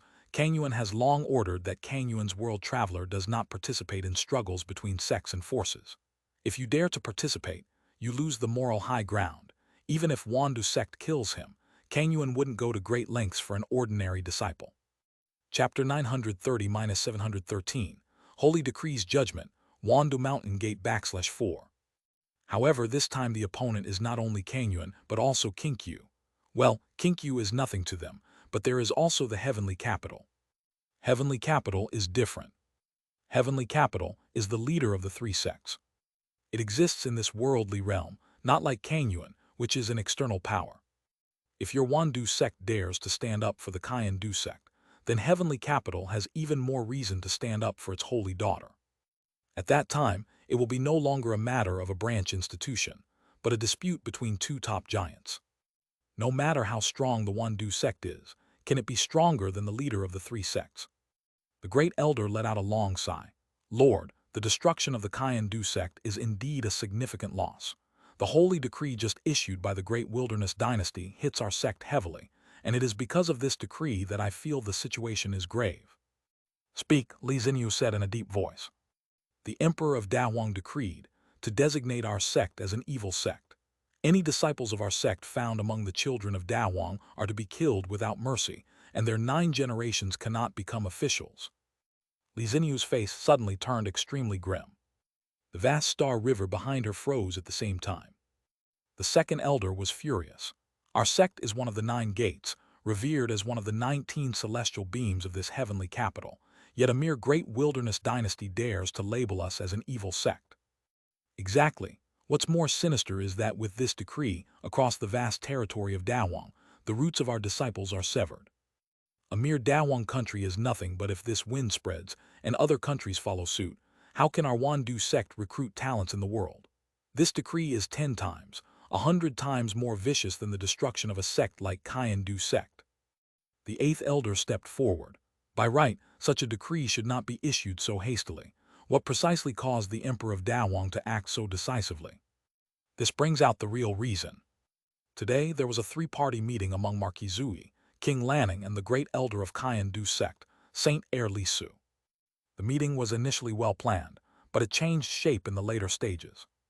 Su Lin unveiled the true cause of Menjian grass in front of tens of millions of people, directly announcing it. Li Su suddenly attacked and poisoned King Lanning, and also poisoned almost all the officials of the prefectural magistrate mansion. Fool, the second elder cursed. How could such a fool be brought to such an important negotiating table? This is unknowable, the great elder said. All who knew the inside story have already died under the circulation array. The 8th elder said, the whole thing seems interlinked, but I perceive shadows of conspiracy in it. Could this be a meticulously designed plot? With these words, all the elders' gazes converged. Li Xinyu also looked at the face of the 8th elder. 8th elder is the think tank of the sect, always able to see clues in unusual matters. Tell us, what unusual elements have you discovered? The 8th elder said, the most unusual element is this Saint Air Li Su. I have some understanding of him. Although he is not intelligent, he has a basic sense of the big picture. Based on his usual way of doing things, it is impossible for him to do something so foolish as to cut off his own path. As the saying goes, there must be something strange when something is abnormal, so where is the strangeness? All the elders fell into deep thought. Li Xinyu said, "What has the eighth elder thought of? Is it possible that the Li Su at that time was not actually Li Su?" Secondary deity control. The great elder's eyes suddenly brightened. All the elders were simultaneously shaken. "No, that's not right," the second elder said. "If it were really the mental path, it could have controlled him, but how could the mental path have let him kill King Lanning? The mental path has already lost half of its foundation in the great wilderness. Its only hope was this King Lanning. It is absolutely impossible for them to kill King Lanning and at the same time eliminate the officials of Lanzhou aligned with him." The great elder also nodded slowly. The second elder's words make sense. The control by a secondary deity could indeed do these things, but it does not align with the interests of the mental path. The mental path also suffered losses in the whole matter. When the first and second-ranked elders both rejected it, it meant that the claim of secondary deity control was unreliable. The eighth elder said, "Secondary deity control may not be the exclusive capability of the mental path. Could it be that this Marquis Zui is also capable of it?" With this sentence, everyone was stunned.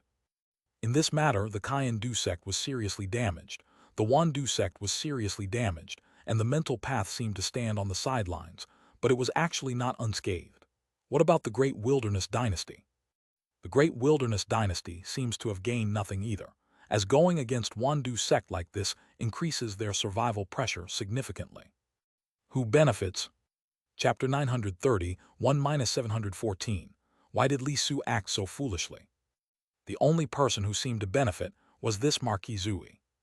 He was not originally from the Great Wilderness Dynasty, so he had no need to consider the consequences.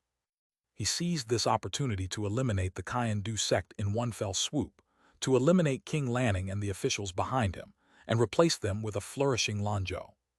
The eighth elder said, "There is one more thing, perhaps a confirmation.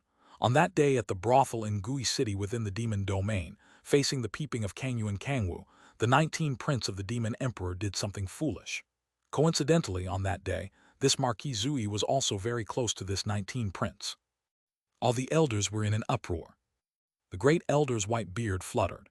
Could it be that this child truly mastered the subdivine control or some other primordial spirit secret technique, manipulating others to achieve his unspeakable objectives? That day, the 19 Prince of the Demon Emperor was under his control, and today, so was Li Su. The eighth elder said, "On this matter, I do not have any information at present to corroborate, but I must remind the Lord and fellow elders that this child has competed with many in the Heart Pavilion, and the result is that the subdivine skill of the mental path has never taken effect on him.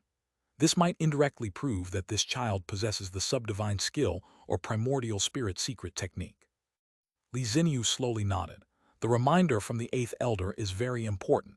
It seems that the actions against the Great Wilderness Dynasty should not be rushed. First, we must understand the details of this Marquis Zui.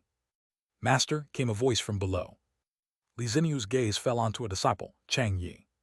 Chang Yi bowed and said, "The Marquis Zui that Master mentioned interests this disciple greatly.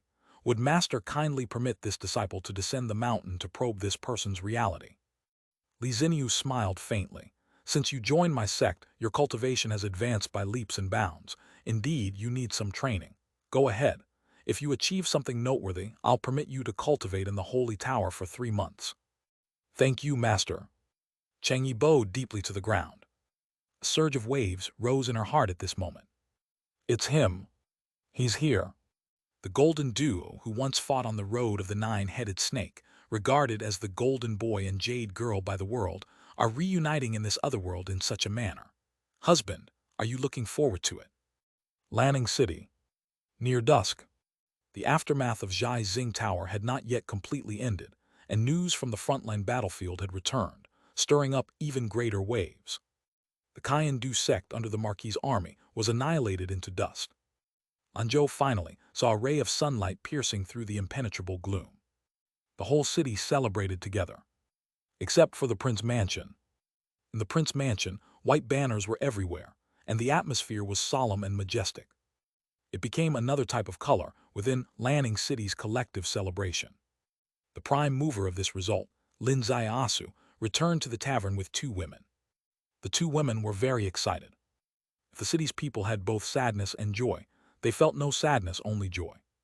Because only they knew This dead King Ning Lan was not a good person. There was no need to show a trace of sorrow for such a character, but to fully express their excitement. Upon entering the room, Hu Jai used the yin-yang circle to isolate the space. Qing Ying immediately exclaimed, "Marquis, I finally saw with my own eyes your renowned great weapon." Lin Ziasu smiled, excited. 30% excited, 70% uneasy, Qing Ying replied. "Oh, uneasy." Qing Ying took a breath, lowering her voice. "Marquis, with such a decisive strike against the poison sect, how will they retaliate?" With these words, Hu Jai's gaze also sharply focused. Evidently, this issue was of great concern to her as well. From her perspective, there were not many things in the world that could truly concern her. However, anything concerning the poison sect would make any cultivator tense. Lin Ziasu said, "Don't worry." Qing Ying said, "The poison sect is among the top forces of today's 19 branches. Does the Marquis truly think they can't retaliate against you?" In lower levels, people consider what can be done. In higher levels, they consider what's worth doing. Lin Ziasu said, "Because the poison sect is one of the 9 gates, a force at the pinnacle of the cultivation pyramid, any major action they take, the primary consideration is not whether it can be done, but weighing the gains and losses of doing it." Gains and losses, Hu Jai's eyes flickered. "Do you think they'll weigh the outcome and decide to let it go?" Lin Ziasu said, "Otherwise, just for a minor branch, engage in a full-scale war with a gigantic empire, directly clash with the 3 sects' leader, heavenly capital." Qing Ying slowly nodded. "I understand what the Marquis means. While Cayenne Du sect carried significant weight in our eyes compared to the foundation of the poison sect, it is trivial. If they clashed head-on with heavenly capital, the poison sect would bear an unbearable weight. I finally understand how the Marquis can undertake such a major task and still remain so calm." Lin Ziasu and Hu Jai both laughed simultaneously. This laugh was indeed quite relaxing. Qing Ying poured water for both of them, leaning slightly forward. "Marquis, today's Cayenne Du Island Saint Lord, doesn't he also count as doing us a good deed?" Such words were only suitable to be spoken in this context. If Princess Shanling were present, it would be absolutely unspeakable. If said in her presence, this 9th princess of the dynasty, who had finally normalized her relationship with the Marquis, would likely flip out again. "How could it be? My second imperial brother is dead, and you consider it a good event. The entire Lanzhou officialdom extinguished, and you see it as a good event." Lin Ziasu's eyes flickered without answering. "I spoke out of turn. From now on I won't mention this topic again, Marquis. I will go out to gather some news." "Good." Capitulo 932, Chapter 714, Why Did Li Su Play the Fool? Part 2. Qing Ying's silhouette flickered and vanished. Only Hu Jai and Lin Ziasu remained in the room. Lin Ziasu raised his teacup to his lips, suddenly sensing something, and turned his gaze toward Hu Jai, who was looking at him with a somewhat complicated expression. "What's wrong?" Lin Ziasu asked. Hu Jai smiled softly and slowly raised her teacup. "Qing Ying just mentioned a sensitive issue about the foolishness of the Cayenne Du Island Saint Lord Li Su today. I'm afraid that everyone in Ning City, or even the entire world, thinks this Saint Lord is very stupid, right?" "It should be, right." Hu Jai stared into his eyes, "But is he really stupid?" Lin Ziasu's eyes flickered. "I really don't know. After all, I'm not familiar with him." Hu Jai rolled her eyes at him. "You certainly weren't familiar with him before, but at the moment of his foolishness, weren't you? I think you are not only familiar but so familiar, it's as if you two are the same person." Lin Ziasu's eyes widened. "What do you mean?" Hu Jai met his gaze. "Divine splitting technique. This should be your deepest secret, right?" Lin Ziasu quietly looked at her, without answering. Hu Jai said, "The conditions for cultivating the divine splitting technique are so harsh it's outrageous. It requires a perfect foundation and profound divine splitting law, without which you cannot succeed. Therefore, in today's cultivation path, it is unheard of for anyone to have mastered this legendary level magic. But I know you can. You used primordial spirit possession on Li Su, and what he said was actually what you said, and the things he did were actually what you did. The things Qing Ying doesn't understand, the Cayenne Du sect doesn't understand, and even His Majesty the Emperor cannot figure out. There is only one answer. It's not that Li Su suddenly acted foolishly today, but that a mysterious Marquis Zui used the divine splitting technique to perform this grand scheme." Lin Ziasu took a deep breath. "How did you figure it out?" This question declared that everything Hu Jai said was true. Hu Jai blinked. Actually, before you answered this question, I only saw some clues and I wasn't quite sure. If you just gave a firm answer, denying it, I would immediately become unconfident because, in my understanding, the divine splitting technique is so incredible. Damn! Lin Zaiasu rubbed his forehead. This cunning girl had set him up. You weren't sure, just waiting for me to admit it myself. Tell me where's my flaw? This question Lin Zaiasu must figure out.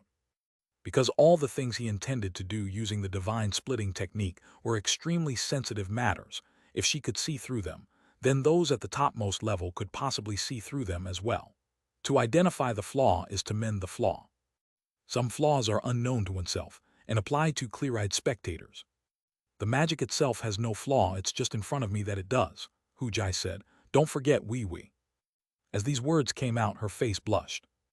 Lin Zaiasu felt enlightened. He knew where the problem lay. The divine splitting technique itself had no problem. The problem lay in her uniqueness.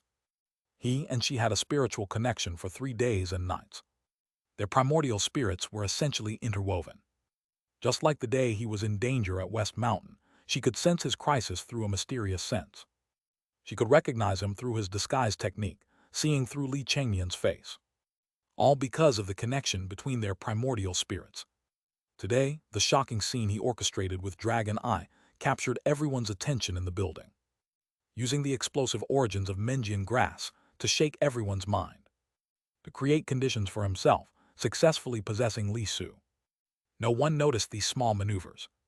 Even the great elder of Kaian-Du sect who was with Li Su, with cultivation reaching the pinnacle of the first realm of Tao, did not notice that beside him, the Saint Lord's primordial spirit was quietly replaced. However, the divine secret technique that could deceive everyone in the world could not deceive Hu Jai. It's because Hu Jai and his primordial spirit had an indescribably long-time connection. Do you know why I wanted to speak out about this matter? Hu Jai slowly raised her head. Why? Hu Jai said, because the road we will take next will become increasingly dangerous. Since we are determined to walk the same path, we must be honest with each other. Otherwise, when facing the insidious tricks from Mental Path and Wandu sect, we might be defeated one by one. You're right, Lin Zaiasu said. From now on, we must be honest with each other. All right, then what do you plan to do next? Tomorrow, we will enter Zhayantai, and we need to be prepared, Lin Zaiasu said. We will not hide our identities, openly entering our army in Zhayantai, but we need to send someone ahead, infiltrate the enemy camp, and probe the little surprises the enemy has prepared for us. The enemy has prepared a little surprise for you. Hu Jai jumped in surprise. Although she was not a military strategist, she was an experienced member of the Fox clan. Members of the Fox clan inherently have high intelligence, and she was one of the highly intelligent talents among them. From various indications, there must be something. What indications? For example, I've been in Lanzhou for 4 days, but there hasn't been any expert attempting to assassinate me, and that's an indication, Lin Zaiasu said. Hu Jai's mind slightly jolted. Do you mean there should be assassination attempts? Of course there should be. Why? Lin Zaiasu said. Because I spread the news half a month ago about heading to Lanzhou, and since Lanzhou is near Zhayantai, it stands to reason that when I enter Lanzhou, I would go to the front line. Whether it be the monarch of Yang country or the frontline commander, as long as they're not fools, they should send experts to kill me before I enter the military camp. Capítulo 933, Chapter 714, Why Did Li Su Act Foolishly? Part 3. Hu Jai understood. The Marquis Zui in front of her had already revealed his remarkable and terrifying military abilities when he went south to Jiangnan, sweeping through the entire Jiangnan road with only 3,000 troops at the town level. What kind of terrifying military capability is this? What would happen if he were given 300,000 troops? If he went to the battlefield in the northern country, the Yan country would surely suffer severe losses at his hands. Therefore, the most logical action was to send experts to risk assassinating him before he reached the battlefield. And the best place for the assassination would be Lanning City, because it's not the capital, where he isn't protected by the imperial seal. This place is mixed with all kinds of people, making it the most suitable place to succeed. Killing him is risky, but if left alive and he successfully enters the great wilderness camp, the northern country battlefield will surely suffer unbearable weights. An excellent strategist. An excellent border commander. Such an opportunity should not be missed. It was normal for them to assassinate him in Land City. Not assassinating would be abnormal. And now that his schedule has been confirmed to be tomorrow, and the assassination has yet to occur, it can only indicate one thing. The enemy has thoroughly prepared for him on the front line, which is the little surprise he mentioned. They believe this little surprise has a higher certainty of success than risking action in Lanzhou. Hu Jai's mind spun several times, finally straightening out the logic, and she took a deep breath. To scout such military intelligence, I'm afraid Qing Ying might not be able to complete it. The one to complete this task is not her, but me. Hu Jai was shocked all over. You're going to enter the enemy camp alone. Is it inappropriate? Of course it's inappropriate, extremely inappropriate, Hu Jai said. I must warn you, never underestimate the spies of the enemy. Maybe around our restaurant there is someone proficient in espionage. If you dare to enter the enemy camp alone, the traps over there will be incredibly dangerous. Yang country's high level, mental path high level, Wandu sect high level, all will be very excited. If, in the eyes of spies, I have always been in the restaurant bedroom with you, would they send false intelligence to the other side? Lin Ziasu's eyes showed a mysterious expression. Hu Jai's heart suddenly jumped, and her gaze suddenly landed on the windowsill. A butterfly landed on the windowsill. The butterfly flapped its wings and flew away. Before, this butterfly was just an ordinary butterfly. But now, this butterfly suddenly became extraordinary. Because an extremely familiar primordial spirit silently entered the body of this butterfly. Divine splitting technique. He used the divine splitting technique again. This time, he did not possess any key enemy personnel, but entered the body of a butterfly. She instantly understood all his plans. He had said before, he wouldn't hide his form and would swagger into the Zhayantai Great Wilderness Camp. That was the truth. But another part of him, hidden in the body of the butterfly, went into the enemy's camp ahead of time. If it were him personally entering the enemy's camp, it would be incredibly dangerous. But under the divine splitting technique, there was no danger, only supernatural wonder. If the enemy had spies, constantly watching him, they would only send false messages to the other side that the Marquis Zui had never left their sight. Young master, where on earth did you learn such ever-changing military strategies? Lin Ziasu sighed to the sky. Sometimes military path doesn't need to be taught but is forced by the circumstances. Like being born, watching clouds rise and fall, who would willingly rack their brains to build those deceitful military strategies. As soon as the voice fell, the butterfly merged into the night sky. Hu Jai quietly watched him. Young master, would you be willing to be more honest? What would you like to know? Hu Jai said, in my eyes, although the young master is as free as the moon in the sky, I always feel you carry a heavy burden, just like you said earlier, like being born to watch clouds rise and fall, who would willingly build deceitful military strategies. I want to know, who is it that prevents you from just watching clouds rise and wind blow? What kind of difficulties make your eyes filled with future worries even when your brow is basked in moonlight? Lin Ziasu's gaze slowly fell on her face. Hu Jai's gaze also slowly moved to his eyes. Hu Jai. Yes, young master. Hu Jai's heart lightly jumped. He no longer called her cousin nor fairy. This name marked his closeness to her. What if I tell you that I'm not from this world? Would you believe me? Hu Jai softly said. Although it's very unbelievable, I believe because in my 3,000 years of cultivation, I have never met someone like you. I'm not from the ancient divine ruins nor from Kangyuan. I come from the other side of Kinkyu, the great Xia realm. Hu Jai was shaken all over, a land where cultivation is in decline. Yes, that world is in the end of Dharma era. My family, my people, face the calamity of this world's collapse. I entered the ancient wilderness, became an official, even went to Kinkyu to propose marriage. All of it is a facade. My real goal is to find a strategy to break the stalemate for that world. Wrong, it was all wrong. Kinkyu conceived thousands of thoughts about you, imagined you as an ancient legend, a proud son of Kangyuan, but no one guessed you came from the land of the end of Dharma. Hu Jai murmured, young master, I was also wrong. I should not have asked you to be honest. I should not have let you tell me such a big secret.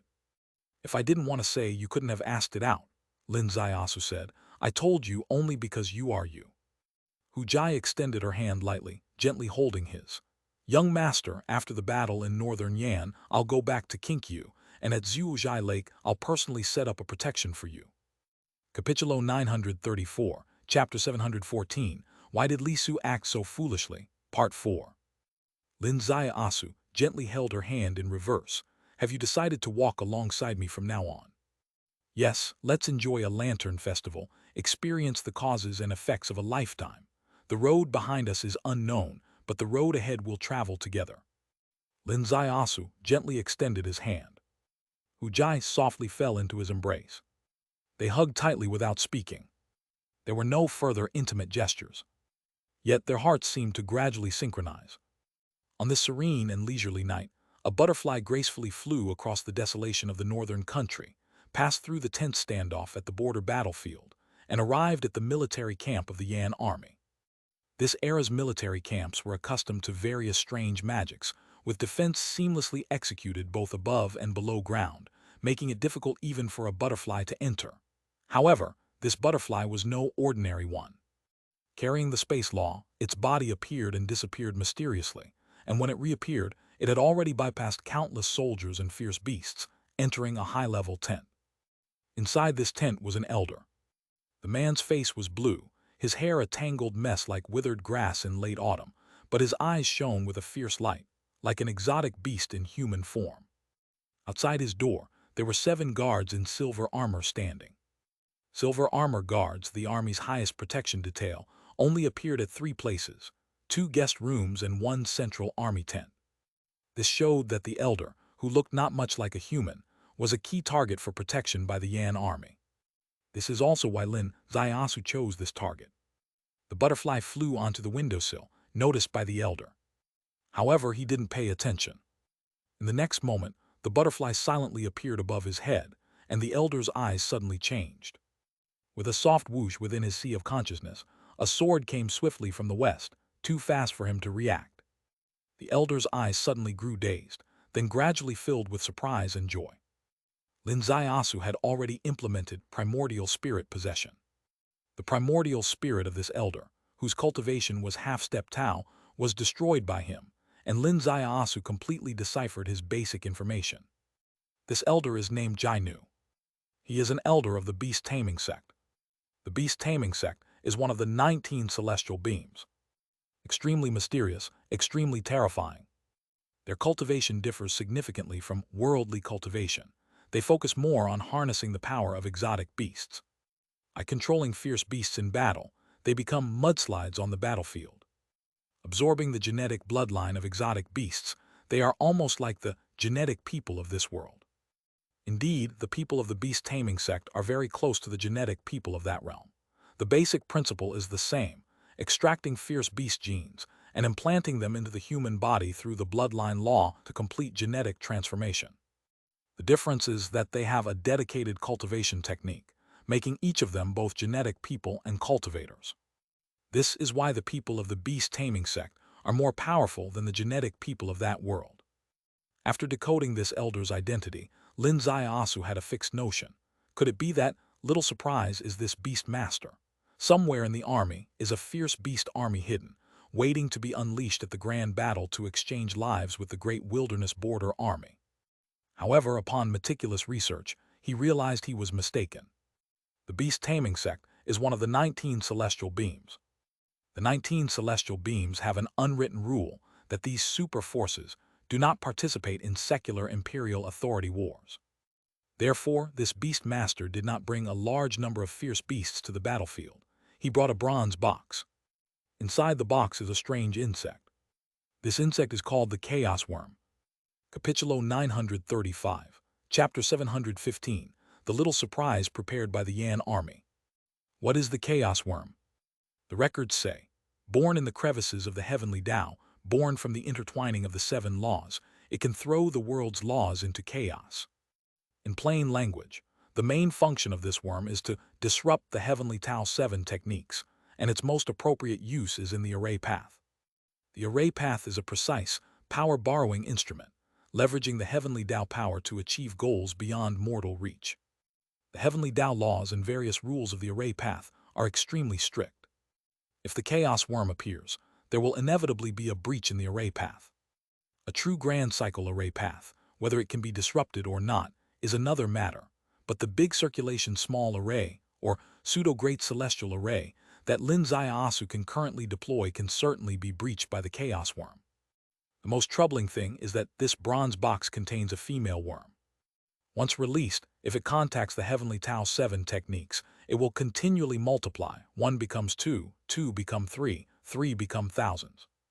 The back of Lin Zaiasu's neck felt an implicit chill.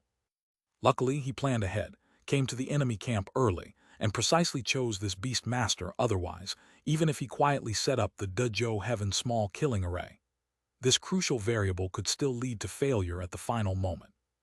Was this the only little surprise the enemy had prepared? Not at all. Through the sea of consciousness of this beast master Jainu, Lin Zaiasu obtained the final answer. Jainu's mission was to crack the array path of Marquis Zui. He was not tasked with acquiring Marquis Zui's head. The real person who wants the head is another. That person is named Jiffin, a monk belonging to Puji Temple, one of the 3 major halls of the Buddhist path. He is in another tent protected by silver armor. Lin Zaiasu's sensing power bypassed the hundreds of soldiers between him and the monk, reaching that tent, where he sensed the monk's combat power, which seemed to be at the pinnacle of the first realm of Tao. Such power, of course, is Lin Zaiasu's formidable enemy at the moment.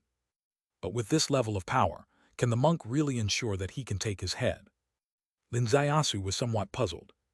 In the sea of consciousness of Jainu, the beast master, there were no specific combat techniques of the monk, nor did he know the specific killing moves, but he knew that the Yan country commander Yan Huang valued the monk greatly, apparently extremely confident that if Jiffin made a move, he would surely kill Su Lin. Regardless of Su Lin's prior achievements, there wouldn't be any surprises. So what is the monk relying on? Lin Zaiasu sat by the window, his dry fingers gently caressing the smooth greenwood tea table, unable to figure it out for a moment. Following the example of possession, could he directly possess Jiffin? That's impossible. Although the Buddhist path doesn't have many positive images in Lin Zaiasu's dictionary, one cannot deny that the primordial spirits of high monks of the Buddhist path are often very powerful. Lin Zaiasu left his original body, left the wheel sea where the 7 laws coexist. Alone with just a primordial spirit, he could not handle this Taoist holder, and if he acted blindly, if his primordial spirit was locked by Buddhist law and reverse probed by the monk, that would be a huge problem. He had no doubt about the accomplishments of the Buddhist path in the domain of primordial spirit. Time passed by minute by minute. Night was also slowly tearing apart. The sunlight of the northern country emerged once again. Sunlight pierced through the fog, sprinkling down on Jayantai. The fierce wind howled in the air, the flags on the platform fluttered. The highest flag, towering in the sky with black dragon insignia, was the Great Wilderness Army flag. And beneath the military flag, a person looked up at the mountains, his face lined with half-inch iron-like bristles, his body clad in blood-colored armor, resembling a coiled blood dragon. He was the commander of the 3 armies, General Zulong. In past days, Zulong killed thousands on the battlefield with calm and ease, but today, Zulong was somewhat excited. Because Quang Lang reported that someone would come to Jayantai today. This person is the key to saving him from heavenly prison. This person spoke to your majesty, enabling his return to Jayantai. This person, within just half a year, transformed from Heart Pavilion to High Court official, becoming the most legendary marquis in history, Marquis Zui. Clouds rolled and flew in the air. 3 figures arrived stepping through the air. On the left and right sides were beauties of national renown, with one person in the middle, handsome and elegant, dressed in snow robes. It was Lin Zaiasu, Hu Jai and Qing Ying arriving. Zulong stepped forward, bowing, "Greetings, Marquis." He held a 3rd-grade military position. Lin Zaiasu held a 3rd-grade civil position, in addition to being Marquis. Regardless of position, rank, or past gratitude, Lin Zaiasu was fully worthy of this grand salute from him. But Lin Zaiasu moved his foot, landing in front of him in the void, gently raising his hand, supporting his arms. "Marshal Zhu, there's no need for such a formal greeting. This marquis has come today merely as the marshal's strategist to devise a plan to defeat the enemy for our army." The various generals on Jayantai were all delighted. Zulong laughed heartily. When the marquis went to Jiangnan, he already interpreted the essence of the military path layer by layer. Zhang Tao regards him as a master of military, and today, as he enters our Jayantai, our 30,000 army is blessed. "Marquis, please enter the marshal's tent." "Marshal, please." The group entered the big tent. Inside the tent, the military flag's pole stood in the center. Beneath it was a huge map, the position of the flag precisely marking the location displayed by the map. When the flag unfurled, the map appeared to come alive. Though they were inside the marshal's tent, it seemed as if they were in the wilderness. Zhang Tao reported comprehensively to Lin Ziasu. The numbers of both sides are roughly equal, each around 30,000, but in terms of combat power, the other side far exceeds. Because the enemy is one of Yan country's strongest legions, the Blood Fire Army. When the war began last year, the army here experienced firsthand what Yan army's best meant: their unyielding battle spirit. Capitulo 936, Chapter 715, A Little Surprise Prepared by the Yan Army for Him, Part 2. The combat power of everyone above observing heaven. The highly reinforced battle sabers, battle spears, and battle armor. Just a little bit more, and Jiantai would have been breached. In that battle, even General Zulong was injured, and more than 70,000 soldiers were killed or wounded. If the battle situation hadn't been so perilous, with Zulong's habit of never retreating on the battlefield, he would never have asked Your Majesty for help. Since the heavenly suppressing team joined the campaign, they've managed to stabilize the situation. Later on, a scandal broke out on the Yan countryside concerning the Yan monarch, greatly demoralizing them, and only then did the battle situation gradually ease.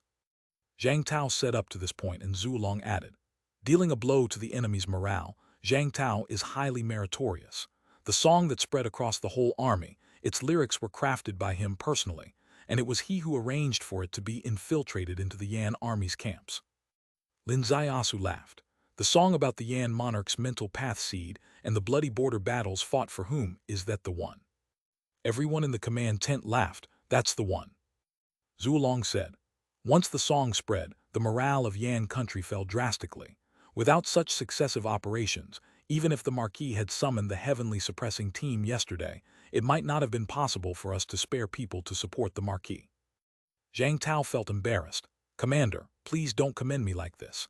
I merely learned a bit of military strategy from the Marquis during my time going to Jiangnan. All of it is the Marquis's teachings. The rapid spread of the song at its core is due to the exquisite tune, which was borrowed from the Marquis's Spring River Flower Moon Night." Lin Ziasu patted his shoulder. "When it comes to high-level strategy, everything can be utilized. General Zhang truly grasps the essence of the military path." Zhang Tao was genuinely happy. Just as he said on that day. Gu Suixin said he had mastered the military path, yet he didn't feel happy. Only when Mr. Su said he mastered it did he truly feel happy. Today, the former Mr. Su, now the Marquis, praised him for truly grasping the essence of military strategy. This is authoritative recognition indeed. Lin Ziasu said, "Past wars have been tough for the brothers. From today onwards, this Marquis has come to the border to establish a war strategy." The whole place fell silent. Lin Ziasu stood beneath the big flag, making deployment arrangements. In the Yan army camp, the withered version of Lin Ziasu sat by the window, carefully studying the beast taming technique recorded in Jai Nu's Sea of Consciousness. The beast taming technique actually has connections to subdivine skill. Both involve consciousness invasion, linking and controlling the sea of consciousness of people and exotic beasts to achieve beast taming. Theoretically, with this unreserved beast taming technique, he should be able to learn beast taming skill. However, the frustrating issue is, the execution of this beast taming skill comes with a threshold. The threshold is the bloodline. The constitution of a beast master is special. Their bloodline is the beast god bloodline inherited from ancestors. With such a constitution, they can instantly connect with countless exotic beasts.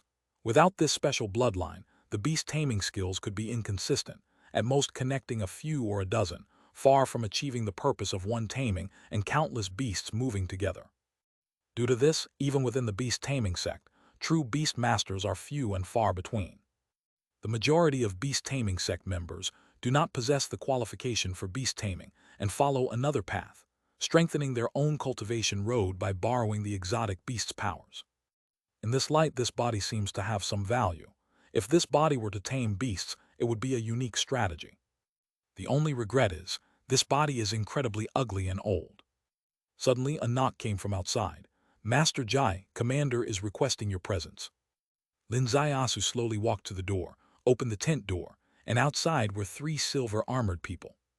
Going to the command tent, Lin Zaiasu's voice, following the usual tone, emitted the same sound as Jai Nu's, eerie and low.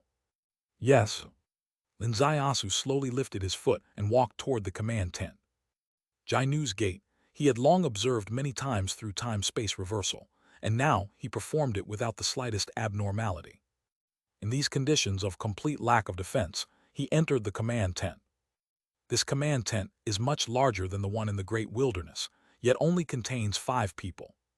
At the main seat above, a man whose entire body, even his hair tips, was suffused with essence chi, sat in the center. He had a reddened face, a full beard, and fierce light flashed in his eyes. He was none other than the blood-fire army commander of the Yan country, Yan Huang. To the left of Yan Huang sat the monk, Master Jiffin. On the right, the seat was reserved for him. Lin Zaiyasu settled in. A military servant served tea. Yan Huang waved his hand lightly, and the military servant withdrew from the tent. At this point, only 4 people remained in the tent, plus Lin Zaiyasu, making 5. Lin Zaiyasu felt a slight ripple in his heart. This tent was so large, under normal circumstances, it could accommodate hundreds of people. During past commander councils, there were indeed hundreds of people present. He had seen it many times in Jai Nu's primordial spirit imprint, but today, there were only 5. The fewer the people, the bigger the issue. Yan Huang began. Masters, Commander has just received intelligence from the opposite side that Marquis Zui Su Lin is in the army. The monk Master Jiffin suddenly raised his head, a bright light flickered in his eyes. At this moment he no longer resembled a monk. Lin Zaiyasu also raised his head, encountering Yan Huang's unfathomable eyes. Yan Huang said, "The Su thief intends to deploy the circulation array to annihilate my vanguard army. Master Jai needs to be prepared." Lin Zaiyasu sneered. "The true circulation array, how could this guy arrange it? It's nothing more than a mere imitation, a false circulation array indeed. Commander, rest assured, I guarantee that his so-called circulation array will shatter into pieces in an instant, unable to take shape." Yan Huang said, "Master Jai shouldn't underestimate it too much. After all, this array had eradicated the Demon King Palace and recently destroyed Kayan-Du sect. Even if, as the Master said, it's not a true circulation array, its power is still extraordinary." Capítulo 937, Chapter 715, The Little Surprise the Yan Army Prepared for Him, Part 3. Lin Zaiyasu said, "That is because this thief has not encountered my chaos worm." Yan Huang nodded lightly. "That's true, then I shall trouble the Master." Lin Zaiyasu clasped his hands. "There is no need for the commander to worry about the array path. What I am worried about is that the Su thief is cunning and unpredictable, often thinking outside the norms. Are there any thoroughly laid plans to deliver a fatal strike against him?" Yan Huang laughed. "As for a killing move against this thief, there's no mishap on Master Jiffin's side, so you need not worry, Master." "No mishap? What kind of no mishap is that?" Lin Zaiyasu glanced towards Jiffin. "Master, forgive my rudeness, but this person is truly too peculiar." Jiffin slowly moved his gaze over, smiling faintly. "Amitabha, although this matter is top secret, today I must confide in you, Master Jiffin, so that you can fully unleash your power, attack with the fiercest methods, and dismantle his great array with the most decisive posture. The more thoroughly the array is dismantled, the higher the chances of success." "Master, please speak plainly." Lin Zaiya수's eyes glimmered. Jiffin said, "I possess a bodhi within which is sealed the will of the Buddha. When unleashed, within a 100-mile radius, all things shall lose their spirit. As long as we lock onto the true form of the Su thief, I can guarantee there will be no mishap." Lin Zaiyasu was startled. The will of the Buddha, even can Jai San's consciousness and primordial spirit be erased?